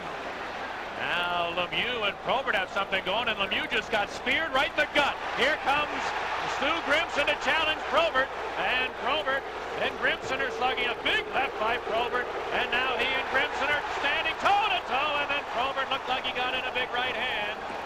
But in that sequence at center ice, Lemieux collided with Probert. They exchanged shoves, and then Probert speared him right in the gut. And I think it went undetected by the official. I don't know how it went undetected. Fraser was looking at them. First the high stick into the face, then the spear, and then Grimson came over with Lemieux looking like he was in trouble. Grimson known for his role as an enforcer, and that's what he's out there. Lemieux gets high stick first, then he gets jabbed in the inside of the leg, and he's limping and in trouble, and he wanted to get at Lemieux, and then Grimson came, and they both flailed away, and then a couple of punches thrown by Probert, and Grimson went down. I think his legs buckled on him, not because of a punch, but just off balance. The Wings are going to go to the power play here halfway through the second. It's 2-2. Well, Grimson, that's the right call. Grimson did instigate, so he gets that 2 and 5. But what happened was that Probert got away with a high stick and a spear. And no penalty called. And it's always the way. The guy that gets caught, the retaliatory penalty always results in the penalty, and the power play situation develops for the Red Wings once again. And this will be their 5th of the night and 3rd of this period. All the scoring in this game came in the first half of the first period. Detroit got their 2 goals in the first 4 minutes of the game. And 2 Goulet power play strikes for Chicago enabled them to catch the Red Wings. Well, the Blackhawks in the first 5 minutes were really tight. They were tighter than a G-string on a sumo wrestler. Here's Racine flipping it into the corner. Chelios after it there. Got tangled by 2 Detroit players, and Yzerman came up with it to Racine. Side of the net. Shepherd rolled it right through the goal crease. Here's Graham after it against Shepherd in the corner. Now the Wings able to gain control. Yzerman chipped it to Fedorov, back to the far point. Lidstrom sends it up the boards. It hits a leg. Stolen away by the Hawks and Steve Smith. Scooped it to center right. Shepard quickly back over the line. Feathered one in front. Bouncing puck. Cleared back to the near side. Larmer came up with it. He gave it to Chelios. And Chris Chelios there's it down all the way. Great play once again. Steve Larmer in traffic, keeps his cool, knows his whereabouts, makes the right play, and they're able to clear. Now Yzerman over the line on Marchment, trying to go wide. Marchment forced him to the corner. Now to the line. Racine kept it in. Got it back to the near side where Yzerman feeds Racine over to the far side. A shot off the end boards. Yzerman got tied up nicely by Marchment. Now the Wings gain control. Here is Racine keeping it in. To the near side, a quick shot and a save by Waite as that shot came for the stick of Shepard. Shepard now battles the near side. He tries to knock it away from Marchment, getting help from Eisbart. Now a long shot from Racine going wide, and it's held in by Lidstrom. To Yzerman behind the net. He takes a look, has Racine coming in, gave it to him. The shot and a save by Waite. Rebound to Shepard. Ray Shepard had his pass stolen, and the Hawks clear. Good steal and clear by Brian Noonan. Now just a couple of seconds left on the Detroit power play as Noonan, or Roenick rather, steals one at center and dumps it in there, and both teams are now back at full strength.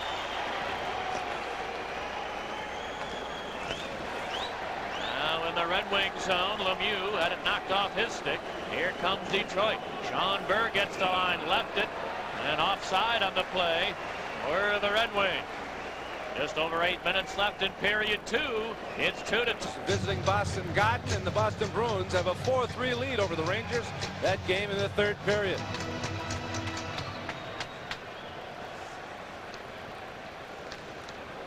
Now Chelios chases back of his own net. Quick turn, ran into Garpenloff. But the puck came free to the near side, and Larmer got run over from behind by Konstantinov. Then a shot goes off a stick and up over the glass and into the crowd.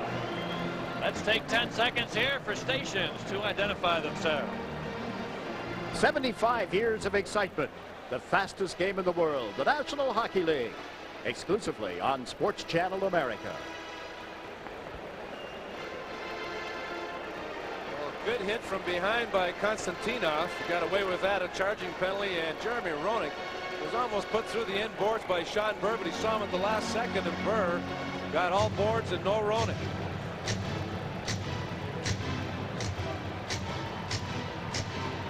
Sean Burr, who scored 3 goals in the 8-game series last year, led the Detroit team in scoring against the Blackhawks. Known as a solid defensive centerman and forward. Scored 20 goals as well, so he had a pretty solid year. The race is on into the Red Wing zone. However, it's an offside play. Thomas ruled to be offside at center ice. We mentioned that last season these teams had a great season series. The Hawks had 4 wins. The Wings had 3. And there was 1 tie. But amazingly, there was no Detroit player that scored more than 2 goals against Chicago. Sean Burr, I think, had 3 goals in the series.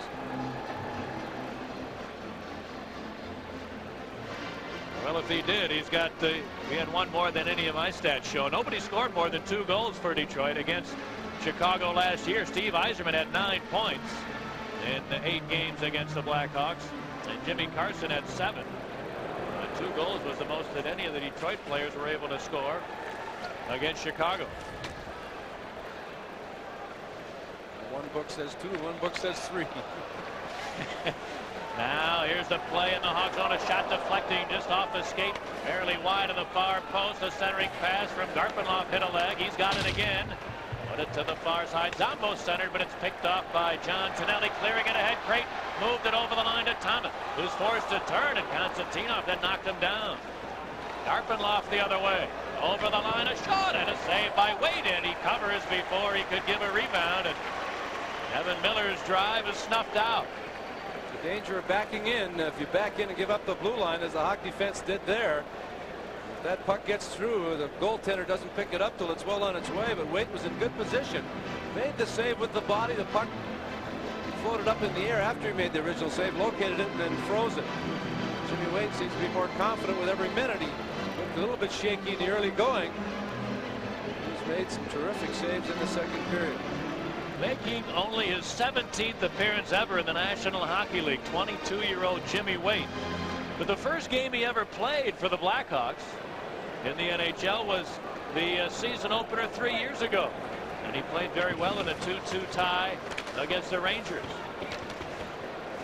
Well, he's not a stranger to opening night, but really hoping to take the bull by the horns with the holdout of last year's star Belfour, and Waite with a chance to grab the #1 position in the Hawk nets this year. Here's Primo, a nice outlet to Fedorov. He races in over the line, and he mishandled Chelios. Able to take it away and clear to the neutral zone. Now Steve Smith starts the Hawks back to Chelios. Left wing pass off the stick of Mike Peluso. Sails over the glass and into the crowd. Getting to the late part of the second period. An array of fans here tonight. Those people might have been here when they first put those jerseys on. Turning back the clock, I knew my suit would come back into style. Now here come the wings. Jimmy Carson peels off, trying to flip it into the slot, picked up by Thomas. Then he lost the handle, and a centering pass from Burr deflects to the line. Zombo couldn't get there. Gallant chipped it back into Chicago ice.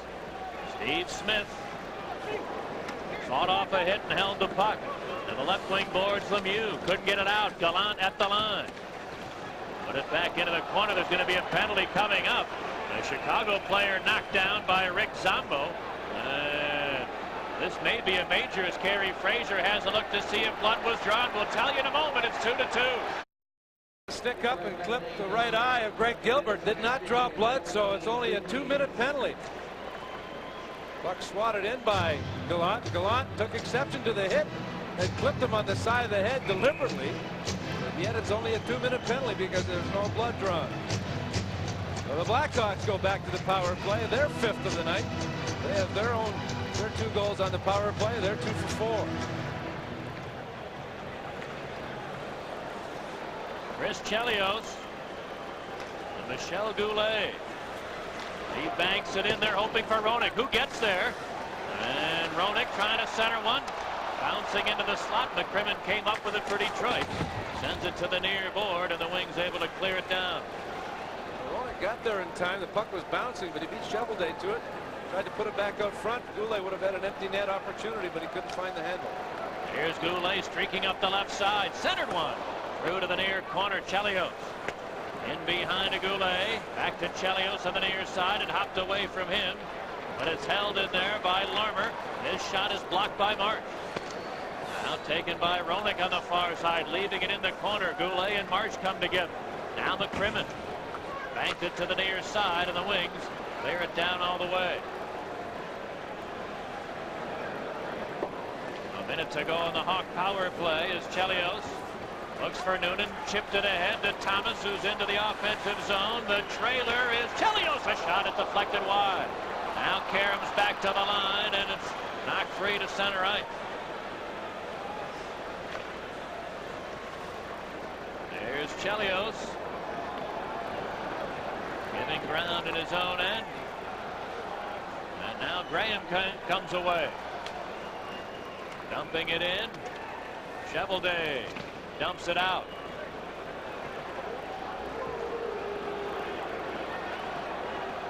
Ryan Noonan throws it back into the Detroit zone. Zombo back. Sends it up the boards. Fedorov couldn't get it out. A long shot from Kuchera sailed wide. Now Graham able to keep it in. And Thomas in the corner. Looking for Noonan. Moves it back to the line. Marchment, whose shot is blocked. Now the lead for Fedorov. He's got a break. Sergei Fedorov, a breakaway and on Wade. Jimmy Wade made the save. And now the Wings with their penalty expiring at full and equal strength. Gallant wrestles along the boards. And it's held there long enough for the whistle, and Jimmy Waite keeps this game tied with a big stop. First guy over to congratulate him was Marchment. Marchment, who had the shot deflect at the blue line. You got to make sure you get it through. Fedorov just pulled away from him. Shot did not get through. It was deflected by Fedorov. Defenseman picked it up, sprung Fedorov onside. Bouncing puck, took a look. Waite went down in butterfly style, got a leg on it, and then Marchment came to clear the rebound. Some terrific goaltending by Jimmy Waite. Hawks have had one shot on Cheveldae, and that's it for the period. And they've had 2 power plays. But Jimmy Waite the difference in this period. Special teams in the first period for the Blackhawks, now goaltending. He made a great save on Carson, 2 of them on Shepard, and that last one on Fedorov. Now the draw taken by Lindstrom, a long shot deflecting wide. Going in behind, Yzerman got sandwiched. Now Peluso dug it loose to Lemieux. Austin Lemieux got knocked down, but Conroy dumps it into the Detroit zone. Into the near corner it goes, and Fedorov captures for Detroit. There to center. Yzerman leaves it there for Lindstrom with a long shot. Wait, a good stop as Brown was going to get the try for the shot block, but missed it. And Waite didn't have a great look until the last second or two, but still made the save. Peluso leading it ahead. Here's Creighton over the line, or Tonelli rather, shooting, and a save by Cheveldae. Rebound centered by Tonelli, but it's picked off, and the Wings move 3-on-3. Crowder to the line, left it there for Yzerman. Too well covered by Chelios. And on the counterattack, Creighton gets the line, looking for Chelios, but put the pass well behind him. There's going to be a Hawk penalty. Here's Galana's shot. Wait, the save. Rebound to Gilbert, and Detroit will head back to the power play here. I think John Tonelli took a whack at a Detroit player as the puck was going the other way. He's going to get called for tripping, but he could have very easily had a slashing penalty. But Tonelli was quarterbacking on that odd man break for the Blackhawks. He had Creighton make the pass back on his backhand to Chelios coming late, but he missed Chelios. The Red Wings picked it off for countering the Tonelli slashed and hacked down the Red Wing player. So another power play for Detroit at 17:37 of period number 2. The Hawks have to be careful because they've been outplayed in this second period. They have now 2 shots on goal. The Red Wings have had 13, and 4 or 5 of them have been quality chances. Now the draw to the Wings, and a pass on the far point from Konstantinov was blocked. Winds up back in Detroit territory on the stick of Racine.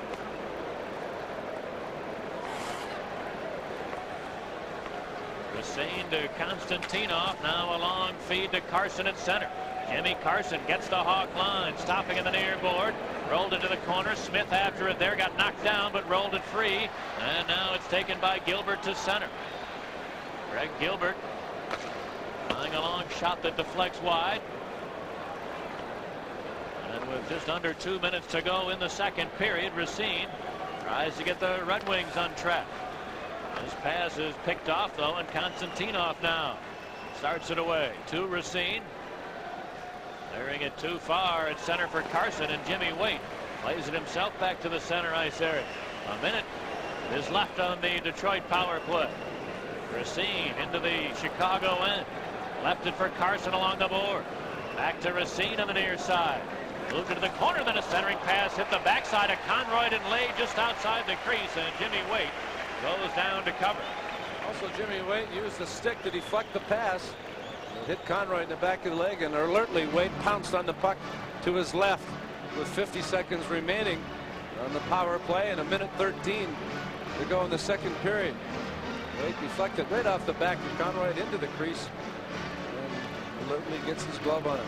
Jimmy Waite, with the departure of Greg Millen from the Chicago organization, got a chance to switch his number, wearing number 29, the number of his boyhood hero. Growing up in the Montreal area, Kent Dryden, not a bad fella to emulate. Does he have a college degree as well? Well, he speaks 4 languages. Good English, bad English, good French, and bad French. He's really improved his English, though. Yes, he has. He can order anything else other than ham and eggs now. Here come the Wings now. Half a minute to go on their power play. Shepard rolled it in there deep. Brown hammers it around the boards and out.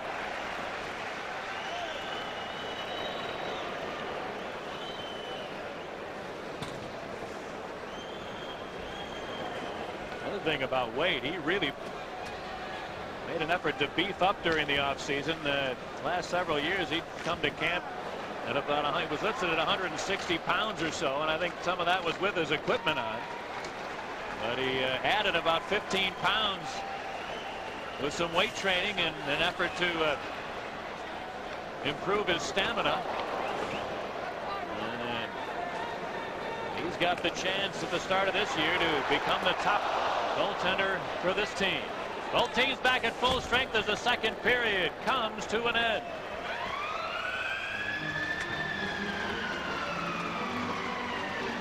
Big story in this period is wearing the big leg pads in the Chicago net. Jimmy Waite with some terrific goaltending. The Hawks with only 2 shots on goal. Shovelday with no work at all. But Jimmy Waite made a great save on Carson, 2 of them on Shepard, and a breakaway stop of the very dangerous Fedorov. No scoring in the period. And the Red Wings with 13 shots on goal, as Dale mentioned, a high percentage of them quality shots. The Blackhawks a meager 2 shots, even though they had a couple of power plays in that period. 20-11. Detroit has outshot Chicago through 40 minutes of play. But after 2 periods in the season opener for the 91-92 campaign, it's Detroit 2 and Chicago 2. Jiggs McDonald, what's coming up here in the second intermission? Well, Pat, we're going to talk to a man who played 22 consecutive seasons for the Blackhawks, retired as the 4th leading goal scorer in the history of the league, Stan Mikita. We'll also get an update on John Tonelli's presence with the Blackhawks. Our intermission coming up in a moment. Ambassadors. They couldn't have picked a better one than the former Blackhawk great, Stan Mikita. 22 seasons here. And the jersey number 21 retired following the 1980 season. As you see, it began in 1958-59 season. Doesn't look a day older than when he first put on the original Blackhawk jerseys. Well, no, it wasn't 75 years ago. A pleasure to see you, Stanley. Well, thank you, Jiggs. Always nice to see you. It is not true that I wore that jersey originally. Before we go any further, I do have one thing to say. The answer is Darcy Rhoda. There are so many leading questions that come to that. I'll get to the question later, although I guess the Blackhawks probably could have used him and his talents in that second period. Not much going for the Chicago team. Well, I think they could have used a little bit of something. I'm not sure what. They look a little tight out there. Maybe it's the new sweaters that they're not used to. And I'm not sure how many times they have to wear them, but I think if they can squeak this one out, they'll enjoy those sweaters. They are good looking. They really are. Stan, your memories of those great years here, the scooter line in particular, with Moans on the left and Warham on the right. Well, it was. I like to think of it as a different game than it's being played in the NHL right now. We used to pass the puck a lot more across the blue line instead of shooting the puck in and chasing it and bowling over the person that got it in the corner. We would try to maneuver and make the plays. You saw a couple of good plays earlier in the first period. Steve Larmer, to me, is one of the greatest hockey players I've ever seen, and he set up the 2 Goulet goals. It was fantastic. Quickly, other than being an ambassador this season, what is Stan Mikita doing? Stan Mikita is trying to make a living in the Chicago area. I'm in the plastics business, injection molding and so on, manufacturer's rep.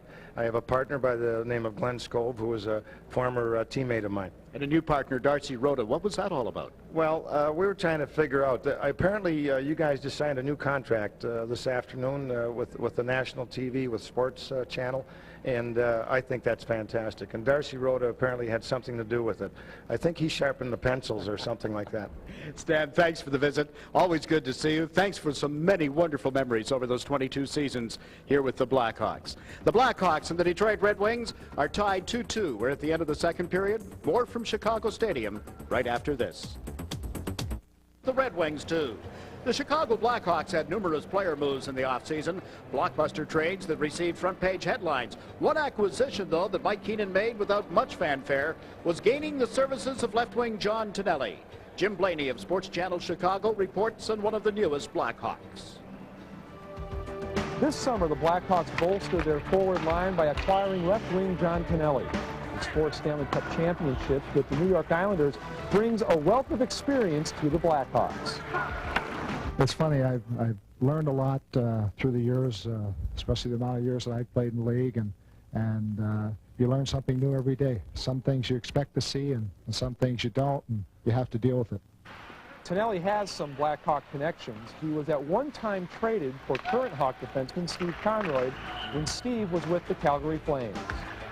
Well, our paths have crossed a couple times. In 1986, right at the trade deadline, I was traded along with another kid named Richie Crom from Calgary to the New York Islanders. And it was the day that we were to play the New York Islanders. So basically what they did was they just wheeled our stuff from the Calgary room down to the New York Islanders dressing room. And we went out for pregame skate around 9:30. And the Flames were to go on after us, and a bunch of the guys were coming in getting ready for the skate, and they saw Richie and I both on the ice, and they couldn't figure it out. When Tonelli played for the Islanders, he played with now Chicago winger Greg Gilbert and Blackhawk scout Wayne Sutter. Johnny's going to bring a lot of experience to this team. He's an older guy that some people say, why did you sign an older player? Because you want to bring your average age down on the team. Johnny's going to give you 100% every night, at least 100%. That's a bad night if that's all you get out of John Tonelli. 100% makes Tonelli a Mike Keenan type of player. He likes to win, and that's what I want to be a part of. And he expects discipline and a lot of hard work, and for me, that's what I like to do, and that's the way I contribute to the hockey team. The addition of John Tonelli to the lineup certainly solidifies the left side for Chicago. Barring injury, John Tonelli will play his 1,000th National Hockey League game late next month. Chicago Stadium, we're getting ready for third period, but first, let's review what's happened thus far. With their thoughts, Pat Foley, Dale Talon. Thank you, Jiggs. And the story of that second period, Jimmy Waite, Detroit out shooting Chicago 13-2, dominating the period, and yet the great goaltending of the Chicago netminder has kept the game tied. Ray Shepherd had a couple of great chances. Well, Ray Shepherd has always been known as a scorer. Let the wrist shot go, the toe save, got his own rebound. Thought he had scored in the back end. Might have relaxed a little bit, but Jimmy Waite reached back desperately, full length, got the blocker and the stick on it, and kept it a 2-2 hockey game. And then as the Blackhawks were trying to get a puck through on a late power play situation, Fedorov gets the pass, breaks up the middle. Second breakaway of the night for Fedorov. Scored on his first one, but Jimmy Waite shut the door, and then Marchman came in and helped him out clearing the rebound. So great goaltending. Special teams the key in the first period. Chicago's power play and penalty killing superb, but goaltending the key for Chicago in the second. Detroit should have the lead. You know Brian Murray must be saying, just keep it going, guys, the way you did. We'll get to him eventually. What do you think's being said, though, in the Chicago locker room? Well, they have to stay out of the penalty box, firstly. They had 4 power plays against in the period. They also have to put some type of pressure on the slower defensemen of the Detroit Red Wings and start getting some chances. They had no chances to speak of on 2 power plays and whenever they were at even strength in the period.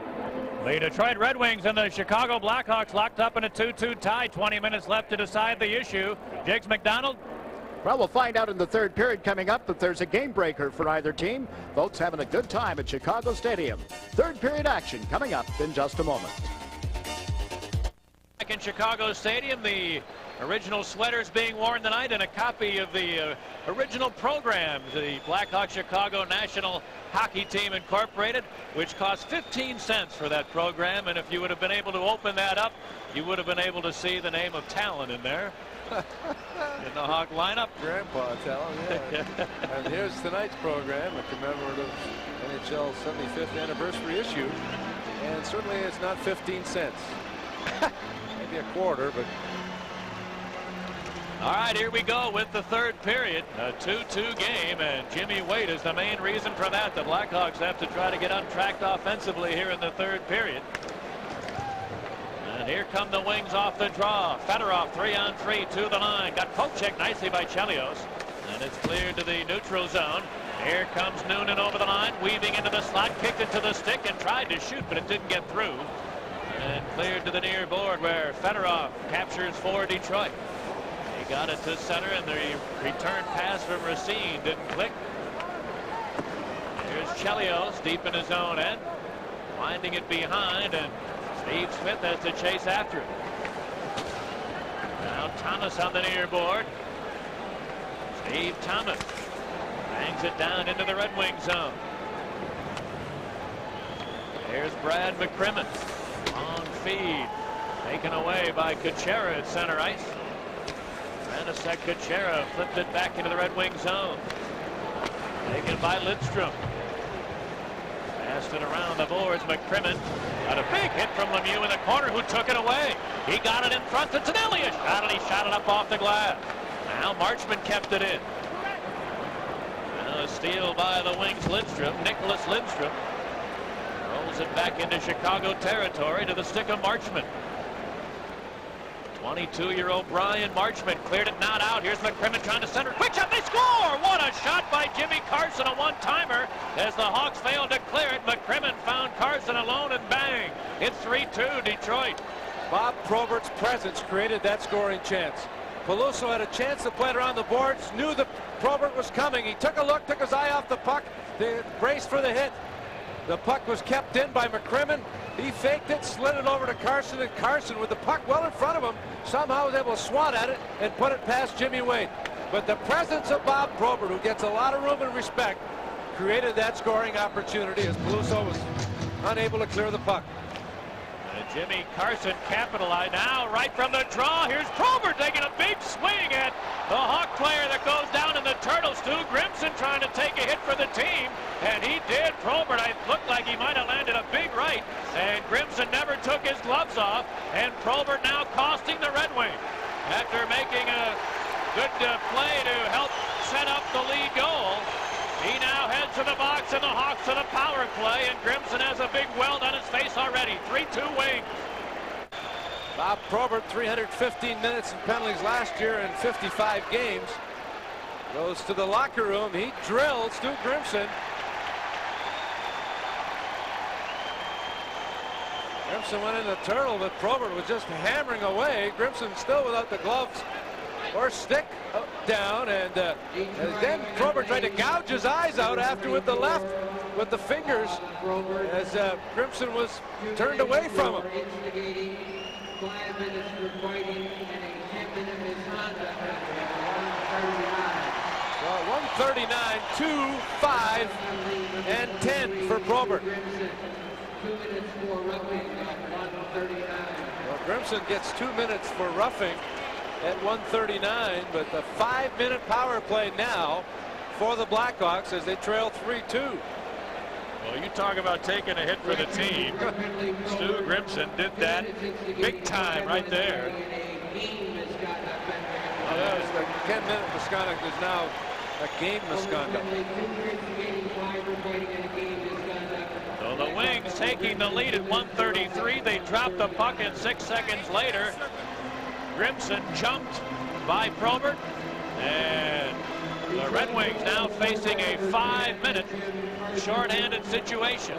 And of course, with a major, it's the full 5. The Hawks have an opportunity to score as many goals as possible, and the Wings will be shorthanded the full 5 minutes.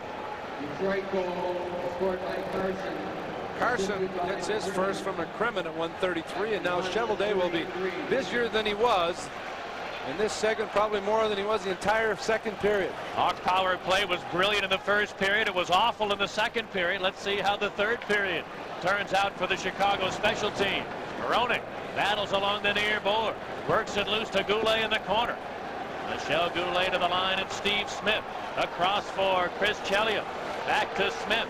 Put it into the corner, Larmer. Steve Larmer looks to clear, or had it to taken away, and the Red Wings clear.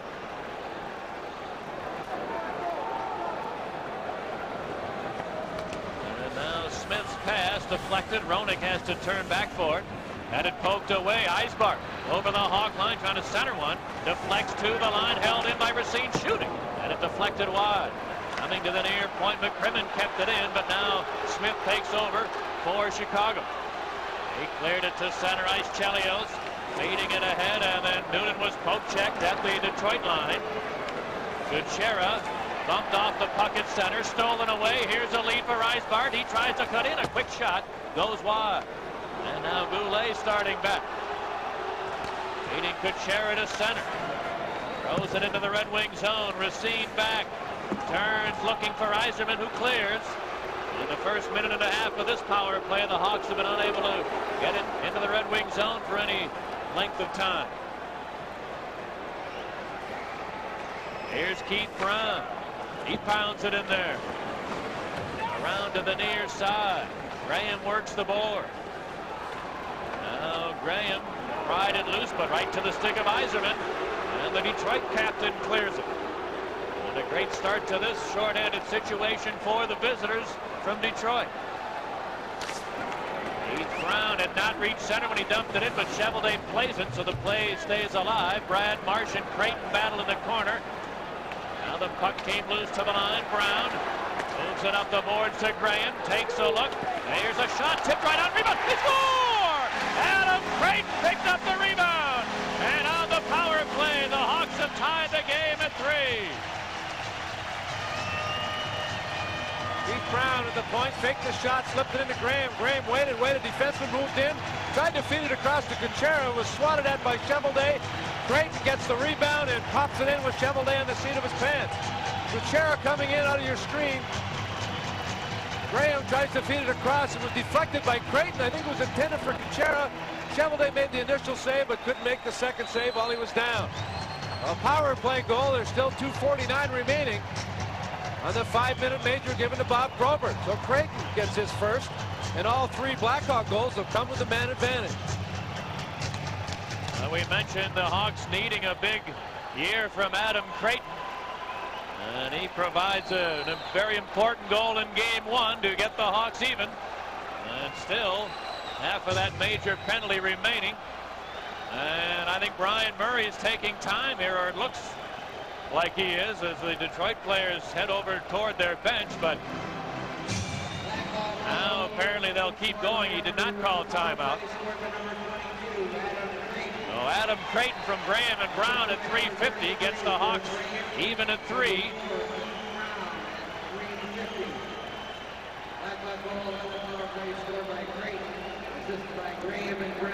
And now here's Kuchera, leaving it for Brown. There's a line that we haven't seen before. Tonelli, Peluso, and Creighton. Mike Peluso into the far corner, trying to center one well behind Creighton, though. It's stolen by Eisbart. All Eisbart over the Hawk line. Was surrounded, then his pass is deflected, and here comes Creighton back. Adam Creighton into the Red Wing zone. Moves in against Zombo, who rides him into the corner. A big flurry in there. Peluso jammed it out to Creighton. He centered it. Oh, Tonelli just shanked it wide of the net. Now Marchman in the far corner. Moves in there deep. Brian Marchman takes a look. Trying to put it to the deep slot, but it hits the skate.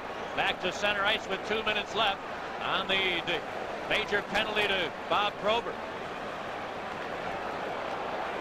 Early in the third, we're tied at 3.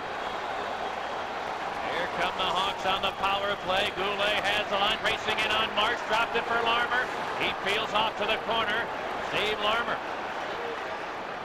Trying to get it to Goulet, who scored the first 2 goals of the game for Chicago. Now Goulet side of the net shoots. He just missed the near post by an inch or 2. And it winds up back at the Hawk line. Larmer up the near board. Tied up there. Fedorov took it away and cleared.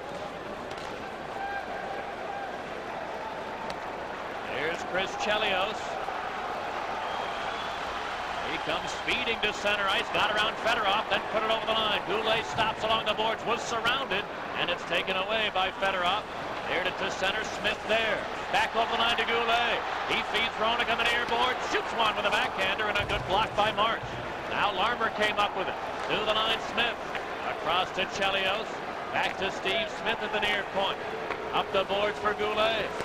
He leaves it for Smith to the corner. Roenick center. Larmer. Oh, he couldn't hold the pass. He was right in. Now Chelios. To Smith. Steve Smith's pass deflected back to center, and now there's half a minute to go on the Detroit penalty. Roenick got it over the line to Thomas. Fires! And a save by Cheveldae. The rebound to Goulet for Thomas. Oh, Cheveldae, a great poke check. Now Smith held it in. He got it to Noonan. Noonan takes a look back to Smith. The one-timer. Didn't get through. Bounced away from Thomas, and the Wings clear it. And the Detroit penalty now is over, so the Hawks able to get the equalizer with the 5-minute power play, but could not grab the lead. Here's Noonan to the line. Primo knocked the stick flying right out of his hands with a check. And it's cleared to center ice where Brown puts it right back into the Red Wings zone. 7 minutes gone in the third. And now the Wings have Primo breaking at center. Here's a lead for him. Didn't connect. However, he was offside on the play anyway. And the whistle sounds. Still early in the third period. It's Chicago 3 and Detroit 3. Playing starting the 75th anniversary. Boston knocked off the Rangers 5-3. And Montreal beat the Toronto Maple Leafs 4-3. Said the Toronto Maple Leafs took the train to Montreal. I don't believe they'll be doing that anymore. Keep playing like they played last year, they'll be taking the bus.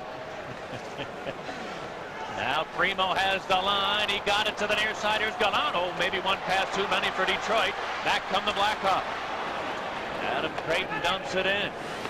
Cheveldae looking to clear. He did get it to center ice. Taken by Brown. Rolls it back into the Detroit end. Cheveldae sweeps it to the near board. Big Keith Primo in the collision with Stu Grimson. Now Creighton in there as well. And they hold it on the boards long enough to get a whistle. The guys seem to be getting bigger and stronger. Primo 6'4", 220. He's just 20 years old. Maybe collision in the corner. Grimson, a big man as well. Creighton 6'5". Sambo, the Chicago area native, really has been one of the steadier blue liners for the Detroit Red Wings. Have been a plus-minus leader in this team for years. Keith Primo, he's a big guy, young guy. It's going to take him some time to get his coordination, but he's got great credentials, and he looks more impressive this year in this game alone than he did all of last season in limited duty. Here's a situation you talked about earlier. John Tonelli on for the draw. He got beat that time, however. And McCrimmon clears it to center where Fedorov looks for Shepard, and a good play by Steve Smith to take it away. Steve Smith, if you joined us late, acquired yesterday by the Blackhawks from Edmonton, has not skated because he was involved in a contract holdout. He has not skated for 10 days. A lot of question whether he would play tonight, but he's played regularly, played very well. You never would have known that he hasn't been on skates. Now Chelios looking for Tonelli. Deflecting it to center ice. Greg Gilbert picks it up there. Lifted ahead into the Red Wing end. Ray Shepard on right wing. Cleared it ahead. Yzerman kicked into the stick. Back to Shepard. The drive. That's blocked by Conroy nicely. Now Fedorov along the boards. Deep slot. Here's Racine's shot. Blocked by Goulet, who got out to his man in time. Back of the net is Yzerman dancing in front. He got knocked down. And the play goes on as Goulet slides it back into the Red Wing zone. Roenick hustling in there after it. Racine with a good hit separates him from the puck. And then the Red Wings will clear it back the other way. This will be an icing call against Detroit. Nearing the halfway. Pat Foley and Dale Talon in Chicago Stadium, along with 17,880. Watching opening night, they're watching the Wings come in. Oh, and at the last second, Kevin Miller went down before he could get rid of a shot. And back come the Hawks. Steve Thomas steps over the line, got around Racine, he cuts in, moves in, he shoots. Oh, it hit a man on the goal crease, and now no goal. The puck wound up in the net. Kerry Fraser said it was batted in with a glove. And what a bad break for Steve Thomas, who fired the puck past the fallen goaltender Cheveldae, only to have it hit a couple of players who had been wrestling and wound up in the net. Well, Brian Noonan was shoved into the crease, lost his footing, and was tripped into the crease. Steve Thomas blew around the defenseman. Racine went down. Noonan is shoved into the net. Clearly an interference penalty, and the Detroit player goes into the net with him. That's one of those new college frat things where you try to get as many players in the net as possible to set a record in the Guinness Book. But the goal called in, shoved in by Noonan. Clearly Noonan put it in with his hand, but we don't know if the puck had crossed the line or not. But Fraser came in and waved it off. And Noonan pushed in and kept into the net. There were two players inside, and Steve Thomas would have had a glorious scoring chance if Noonan hadn't been pushed in the crease. By the way, Zombo with a good heads-up play there, understanding that he was in trouble, and he put Noonan and himself into the net. By the way, the much ballyhooed debut of instant replay in the National Hockey League will be delayed, at least in this building. There's been some equipment that has not arrived or something, and there is no instant replay situation in this particular game. No goal allowed and no penalty either. Zombo was lucky. He should have gotten an interference penalty there. He knocked Noonan into the net deliberately. Now the Wings on the attack. Here's a centering pass. A turnaround shot attempted by Gallant, but it was blocked, and back comes Thomas. Feeding to the right wing boards, and Dirk Graham ruled to be offside on the play. Dave Thomas and Garpenloff getting their sticks up, and then Gallant comes over and has words. Now Brown is in the middle of it.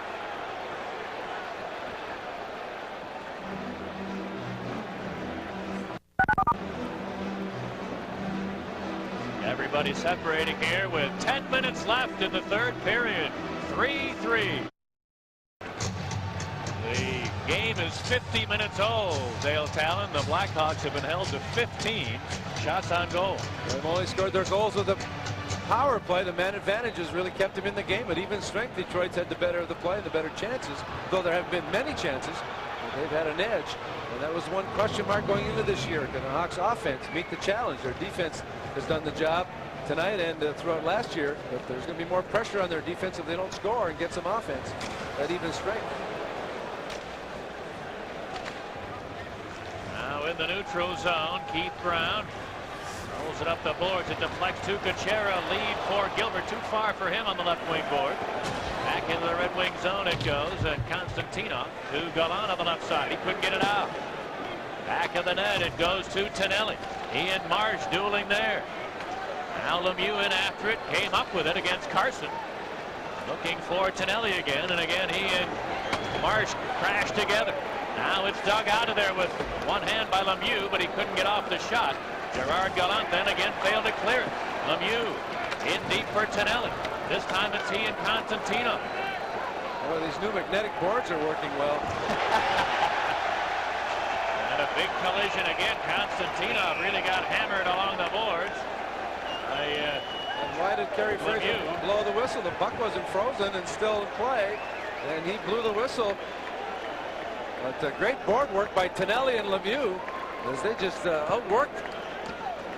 Konstantinov, not familiar with this style of play, would imagine a small rink, used to the bigger ice surfaces in international hockey, and not a lot of board work, a lot more open ice work. And Tonelli, who's a veteran at it, he and Brad Marsh had a battle. Lemieux and Konstantinov had a battle. Brad Marsh with that stickum all over his body and his equipment, able to hold on quite well against Tonelli. I wonder how many times they've battled along the boards, how many slivers they've had to pull out of their uniforms. Probably build a pretty good sized boat if you put them all together. The Detroit Red Wings are trying to win their first game of the year, which if they do would be the first time in a decade that they've been able to win game one of their season. Their last 9 openers, Detroit has lost 6 and tied 3. The last time they won their initial game of the season was in 1981 when they beat the Rangers 5-2. 9 minutes to go here in the third period. Locked up at 3. Here comes Steve Yzerman. He has the Hawk line weaving to the far side. Stick handling around Chelios. He lost him behind the net. Now centered a shot. And it may have deflected wide. In behind it is fought for as Shepard got turned around to the plate. Fedorov after it. Then Shepard got it. Centering. Deflected to the line. Held in. A long shot from Lidstrom goes wide. And again it's picked up by Yzerman. Works in behind the Hawk goal. Trying to center one too far for Shepard. It's held in by McCrimmon. Trying to bank pass off the inboards. It didn't click. Now the Wings able to gain control. Here's Fedorov leaving for Yzerman. Long flip shot gloved easily by Waite. And he'd like to hang on as the Hawks are running around in their own zone like they were in a fire drill. And Jimmy Waite gets a whistle. Still tied here at 3-up. Well, the Rangers just doing their impersonations of the Harlem Globetrotters in that last play, or I should say the Red Wings, all over Chicago in their own zone, not allowing them any opportunity to get out of the zone. Until the Hawks had a problem on their last shift. Now it's Creighton, Lemieux, and Peluso On for Chicago. Here come the Wings. Here's a lead. Another breakaway for the Wings. Wait a minute. You're not going to score there. Jimmy Wade stopped Eisbart, who was in all alone. And now an offside play at the other end. Jimmy Wade, a spectacular debut for the 91-92 campaign. And here are all the people that were chanting Eddie, Eddie in the first 4 minutes of the game. How quickly they forget. At 3:57, the chant Eddie, Eddie, Eddie after Fedorov made it 2-0. But now he's getting a standing ovation. Well, the third breakaway of the night for the Red Wings. Perfect pass. He stuck in behind everyone. Eisbart tried to go to the same spot that Fedorov scored on, but Wade that time showed a quicker glove. Got a piece of it, and the Red Wing player overskated the rebound as everyone let the Red Wings get back into position for a second opportunity. Well, Jimmy Wade has made some great saves since the start of the second period.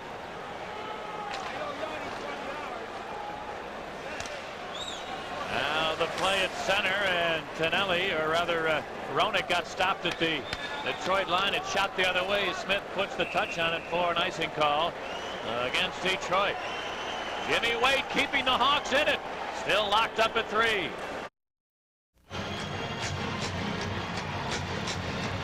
Patrolli, Dale Talon in Chicago Stadium. A great opening night for year 75 of the NHL. An exciting hockey game between two Norris Division rivals. The Red Wings a year ago on the road in 40 games had only 8 wins.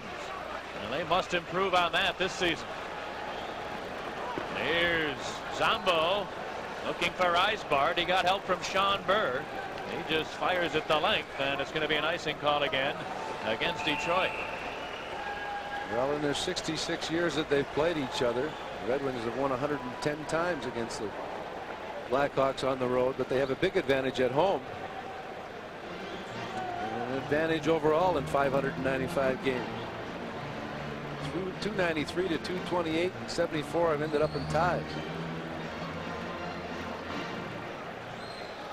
25-year-old Sean Burr gets ready as Lemieux and Kevin Miller will go for the draw now. Miller and Lemieux tossed out. So it's Burr and Graham. And Graham got it to Kucher, whose shot is blocked, and the Red Wings off to the races. Here comes Eisbart. Gets the line shooting. He tried for the top shelf and shot it up off the glass. Back come the Hawks now. Thomas into the offensive zone. The drive, and Brad Marsh, the deflection up over the glass into the crowd. 10 seconds here for station identification. Sports Channel America is where you'll find exclusive national cable television coverage of all NHL regular season and Stanley Cup playoff games. We're glad you're with us. Eisman replaces Sean Burr at center in this particular shift, but what a good effort by Sean Burr, who lost the draw in the last sequence in his own zone. Puck came back to Kuchera, who let one rip, but Burr just threw his body in front of it, blocked it. And Eisbart had a partial break along the near boards and cranked one high and wide just over the glove hand of Jimmy Wade. For that man, Steve Yzerman, the Detroit captain, 4 straight years of 50 goals or more and 100 points or more. The last 4 in a row. He's already 3rd in the all-time scoring list for the Detroit Red Wings, and he's only played 8 years. And he's got 800 points. Now here come the Wings, and Jimmy Wade forcing the man too wide. Here come the Hawks back 3-on-2 if they hurry. Here's Larmer. He's got the line moving into traffic and couldn't get off a shot. Detroit on the counterattack. Yzerman chipped it ahead, and a good play by Goulet defensively to stop that rush, but the Wings try to move back in, and that is thwarted as well. Goulet heads up play. Smith went in deep, got caught, and Goulet had thoughts of going in and settled back and took a spot, and it was a good thing because he made up a good play. Steve Larmer centering pass deflects into the far corner. Hacked around to the near side. Kuchera keeps it in and puts it back around the board. Gerard Gallant cleared it to center ice. Hawks dump it back in there, and here's Brad McCrimmon. Over to Johan Garkenloff, who bounces it to the line, and it trickles back to center ice. And Gallant got around Brown, steps over the Hawk line, and Brian Noonan tied up his stick from behind beautifully to prevent a very dangerous chance. Here come the Hawks now. Brown will dump it in there as Chicago heads for a change, and they ruled that he did not reach center. So an icing call made here against the Blackhawks.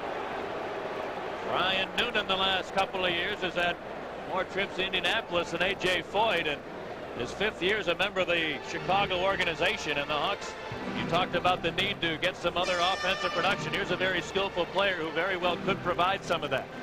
Well, he needs to get off to a good start, though, because they have not been patient with Noonan. Though he's had good training camps, he has not had good starts. And as a result, the last 2 years he's found himself gone to Indianapolis.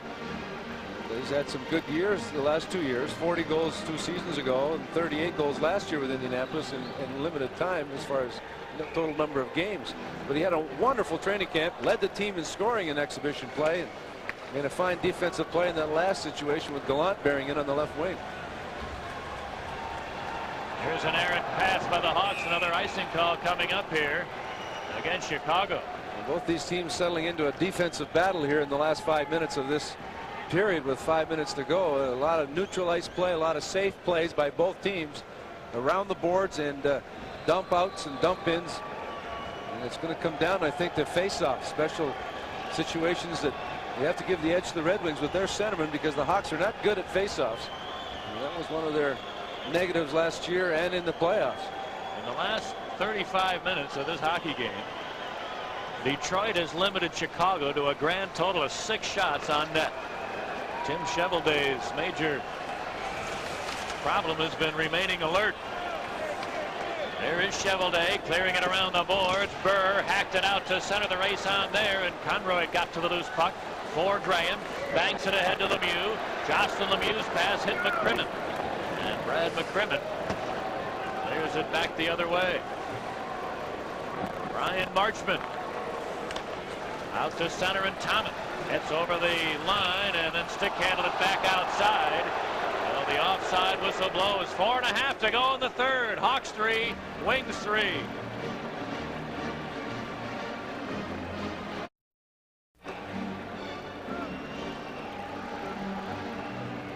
Down to white knuckle time in the stadium.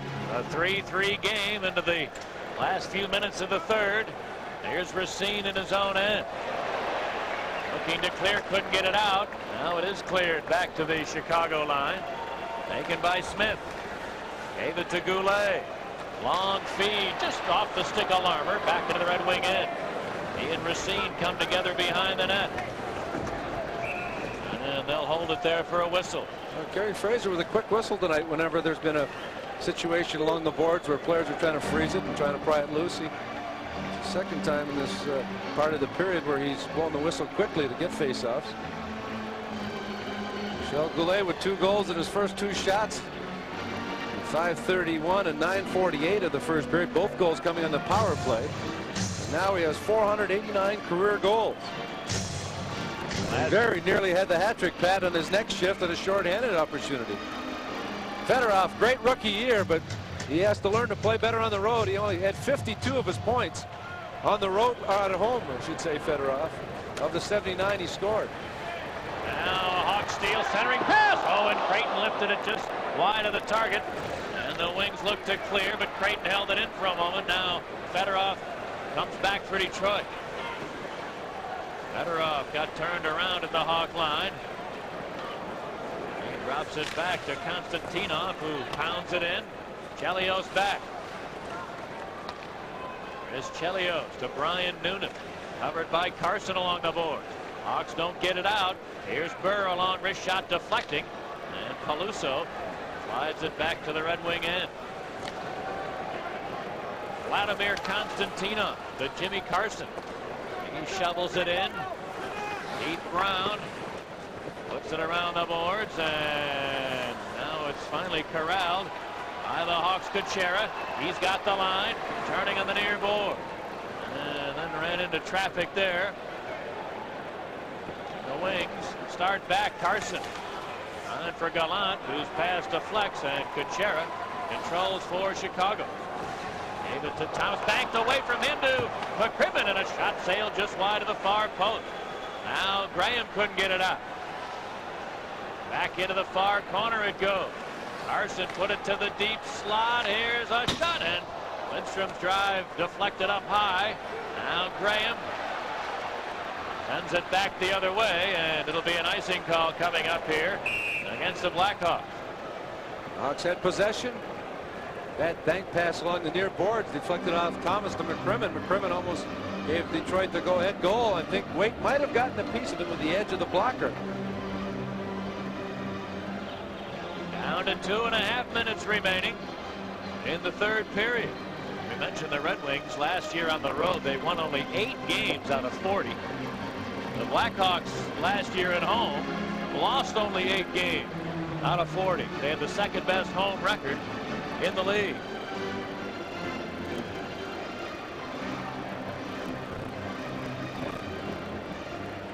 Face off to the left of Jimmy Waite, who has been nothing short of terrific. The draw is taken by the Hawks. Now Roenick, been used sparingly in the later stages of this game. He spins in the corner, dropped it back to the line. Conroy shot, and a save by Chevrolet. Rebound Roenick. Gave it to Conroy on the board. Centered one, and deflected away from Roenick, and winds up back in the Hawk zone on the stick of Marchment. 2 minutes to go in the third. Brad March. Off the right wing board, taken by Eisbart. Drives it in. Kevin Miller to the corner. Knocked off his stick to the goal mouth, and a diving Waite goes down to halt the play. Jimmy Waite has done that with regularity tonight. Whenever his team has been in trouble, he's shown good composure, and he's been able to freeze the puck. President of the National Hockey League, John Ziegler, trying to tell that young lady where he got his shirt. Looks like he borrowed that tie from the gal sitting next to him.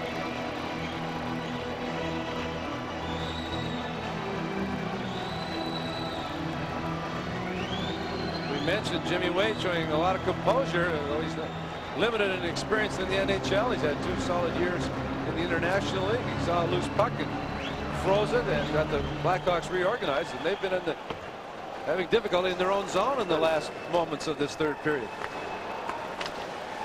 Now play in the neutral zone as Greg Gilbert whacks it in.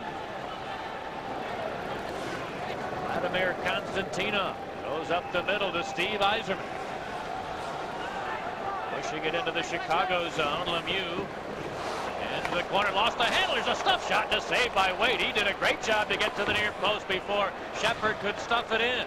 Now the Hawks start back. 3-on-2. Lemieux with a dump in, hoping for Gilbert, but he was beaten to the loose puck by McCrimmon, and whistle sounds for the icing call. 64 seconds left in the third period. Jocelyn Lemieux twice on this shift didn't go the extra mile. He casual in his attempt to get to a loose puck in his own corner. Fedorov beat him to it, almost resulted in a wraparound goal, and then instead of taking that extra step to get to the line and dump it in, he just fired it from his own side, and another face-off in the Blackhawks zone. Jeremy Roenick stepping on the ice. He should be well rested. We have not noticed him on the ice very much in the second and third period. He's out there with Steve Thomas and Dirk Graham.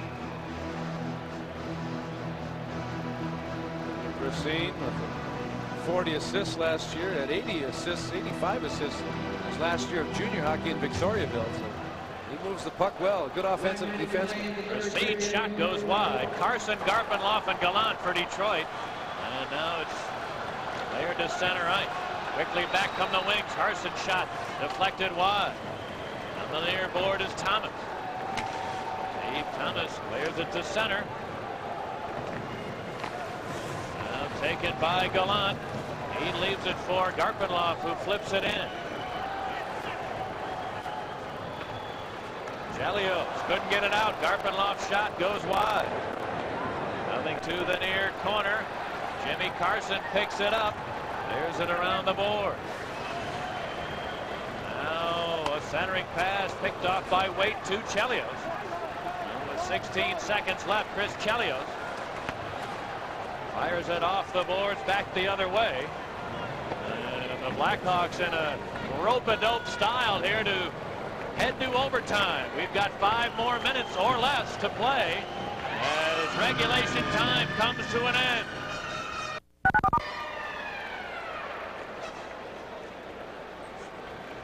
We head into extra time in the stadium, locked up at 3. Jimmy Carson scored at 1:33 to make it 3-2 with the Blackhawks on a 5-minute power play. Graham deflected by Creighton. Chevalier made the save, and on the rebound, Adam Creighton tied it up at 3:50. Meanwhile, the Red Wings had a big edge in play once again. Most of it was played in the Chicago half.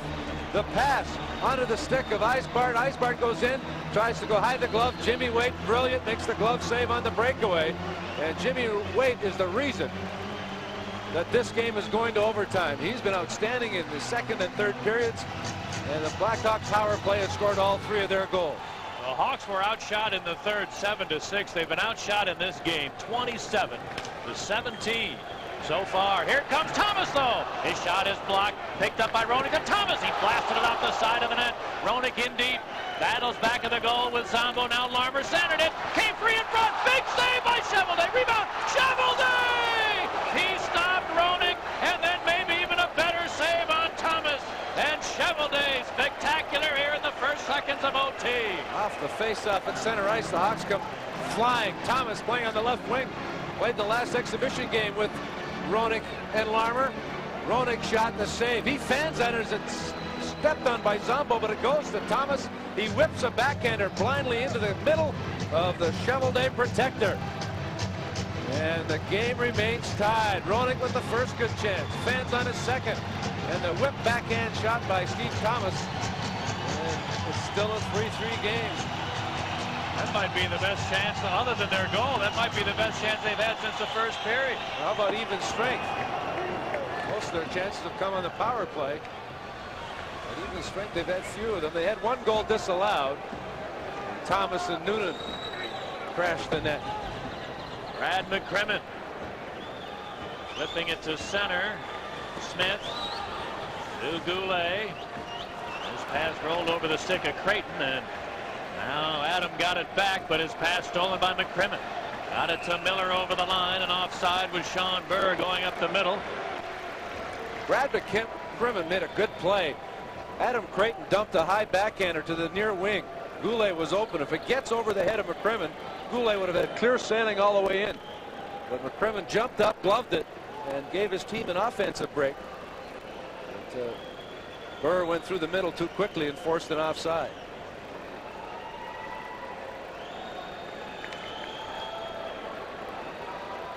Carson, Gallant, and Garpenlaw for Detroit. Lemieux, Gilbert, and Graham for Chicago. Lemieux bangs the center. Flopping around, winds up back in the Red Wings zone. Lemieux hustles, gets there, turns behind, centered it to the line of shot, and a save rebound! Chevalier again shut the door. He stopped Marchman and then had a flurry in front of the net.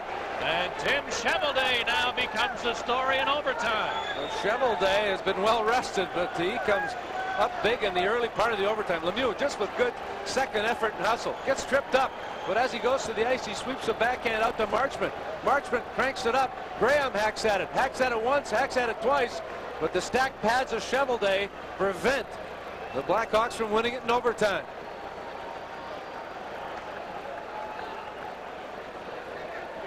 The Red Wings last year had 34 wins. That fella, Tim Chevalier, was credited with 30 out of the 34. The most wins for a Detroit goaltender in almost in 25 years or so. The last time a Detroit netminder won more than Chevalier's 30 last year was Roger Crozier, who had, I believe, 40 wins back in 64, 65. So it's been a long time since the Red Wings have had a #1 goaltender to have the kind of year that Tim Chevalier had last season. I like Chevalier's style. He's very quick. He's agile. He's got good leg work. The 4th-round pick in 1986. He's 23 years old. Now back in the Hawk zone it goes. Chelios The left wing boards and Thomas. Steve Thomas's pass deflects, but Smith carries on. And the crowd trying to spur the home team on here. Smith in his own end.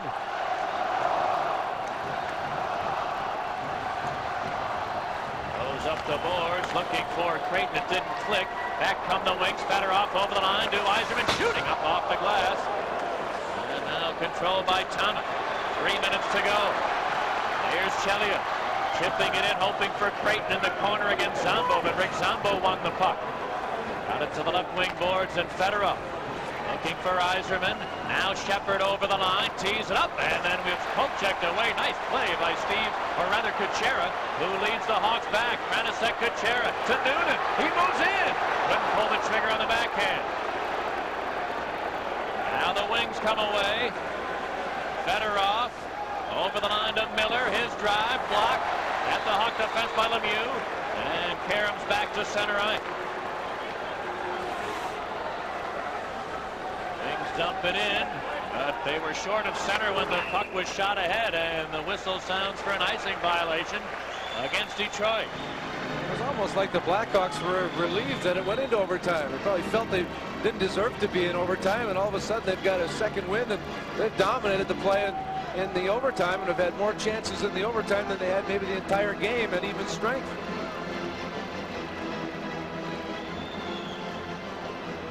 They had 5 shots on goal, and all of them quality shots. Only had 9 shots in the first, only 2 in the second, and 6 in the third. Now Brian Murray's going to call his timeout. He doesn't like the situation. I think he wants to give his top players a bit of a breather with 2:12 to go in the overtime. So he calls his timeout.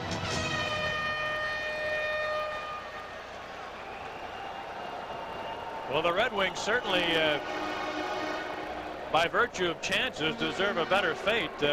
If they played that well, or would you say that the Blackhawks might be showing some signs of tightness? Well, it's a combination of the two. I think Detroit has really played a smart game. They've kept it basic. They've put more pressure on the Blackhawks. Their forechecking has been better.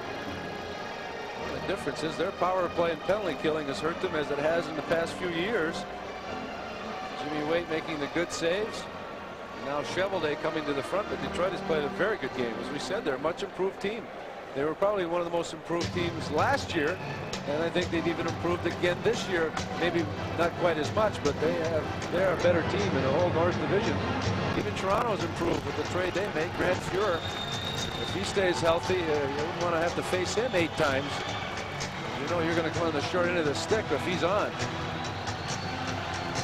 Roenick, Larmer, and Thomas for Chicago. Miller, Eisbart, and Burr for Detroit. A draw to the wing. Now on the far side, Paul Eisbart sends Kevin Miller to center. Miller over the Hawk line, trying to get around a check. Chelio's got enough of him to tie him up, and back comes Thomas. This pass missed Larmer at center. And now Steve Smith flipped it ahead to Thomas. Thomas banks it ahead. Larmer races after it. Turns on McCrimmon, but he went down trying to make a quick move, and it's cleared to center ice. 1:40 left in overtime. And here the Hawks offside on the play.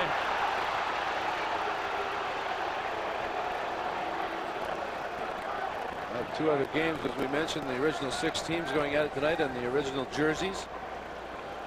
And Boston beat the New York Rangers 5-3. I think Milt Schmidt scored the winner in that one, and the Rocket Richard scored the winner as Montreal beat Toronto 4-3.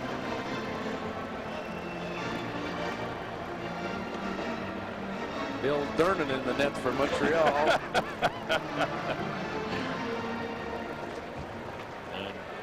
The Hawks hoping Bill Mosienko can get a chance here in overtime. Now here's the play in the Red Wings zone. A long shot by Brown, and Cheveldae went down to stop it. It's cleared back to center. Brown got tied up. Here comes Carson trying to find it at his feet, and Graham got back to tie him up. Boy, 2 360s there by Carson. Looked like Brian Boitano. Garpenlaw looking to clear, and did get it out to center ice. Hawks dump it back in. Constantino. As we go to the final minute of the game. He feeds Carson on right wing. Tipped it ahead to Garpenloff. Turns behind the Hawk net on Kuchera. Garpenloff turns, looking, trying to center one. Chelios blocked the pass. Gallant put it in behind. Garpenloff's there again. His pass is deflected and stolen by Larmer, who gets yanked down. The play goes on. Here comes Thomas. He flips it in there. And Aronik in a big collision with Zombo in the corner, and the Wings able to clear it. And the Hawks back in offside with just half a minute to go. Steve Larmer wanted to go the length of the ice. He had room, but he was yanked down as he tried to skate out of his own zone. Now, Jimmy Waite was brilliant in the second and third periods. Jim Chevelday outstanding in the overtime. The Hawks came flying out of the gate the first minute of the overtime and had 4 quality chances. And Mike Keenan, I believe, wants his time out here.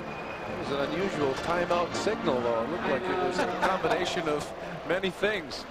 Frustration by Keenan on no call in that last one. It wasn't too many years ago that Kerry Fraser bought Mike Keenan's house in New Jersey. Must have had bad plumbing or something. You're right. He was unhappy with that last non-call, and I've never seen a guy signal a timeout with one finger as he just did. But Kerry Fraser gives him the TO, and now with half a minute left. The draw will be just outside the Detroit line. Yzerman with Fedorov and Shepard. Aronik, Larmer, and Thomas out there for Chicago, and the draw is taken by Racine. Bounced it ahead. Chelios broke it up. Clear to the neutral zone. Blackhawks dump it in. 10 seconds to go. Racine back.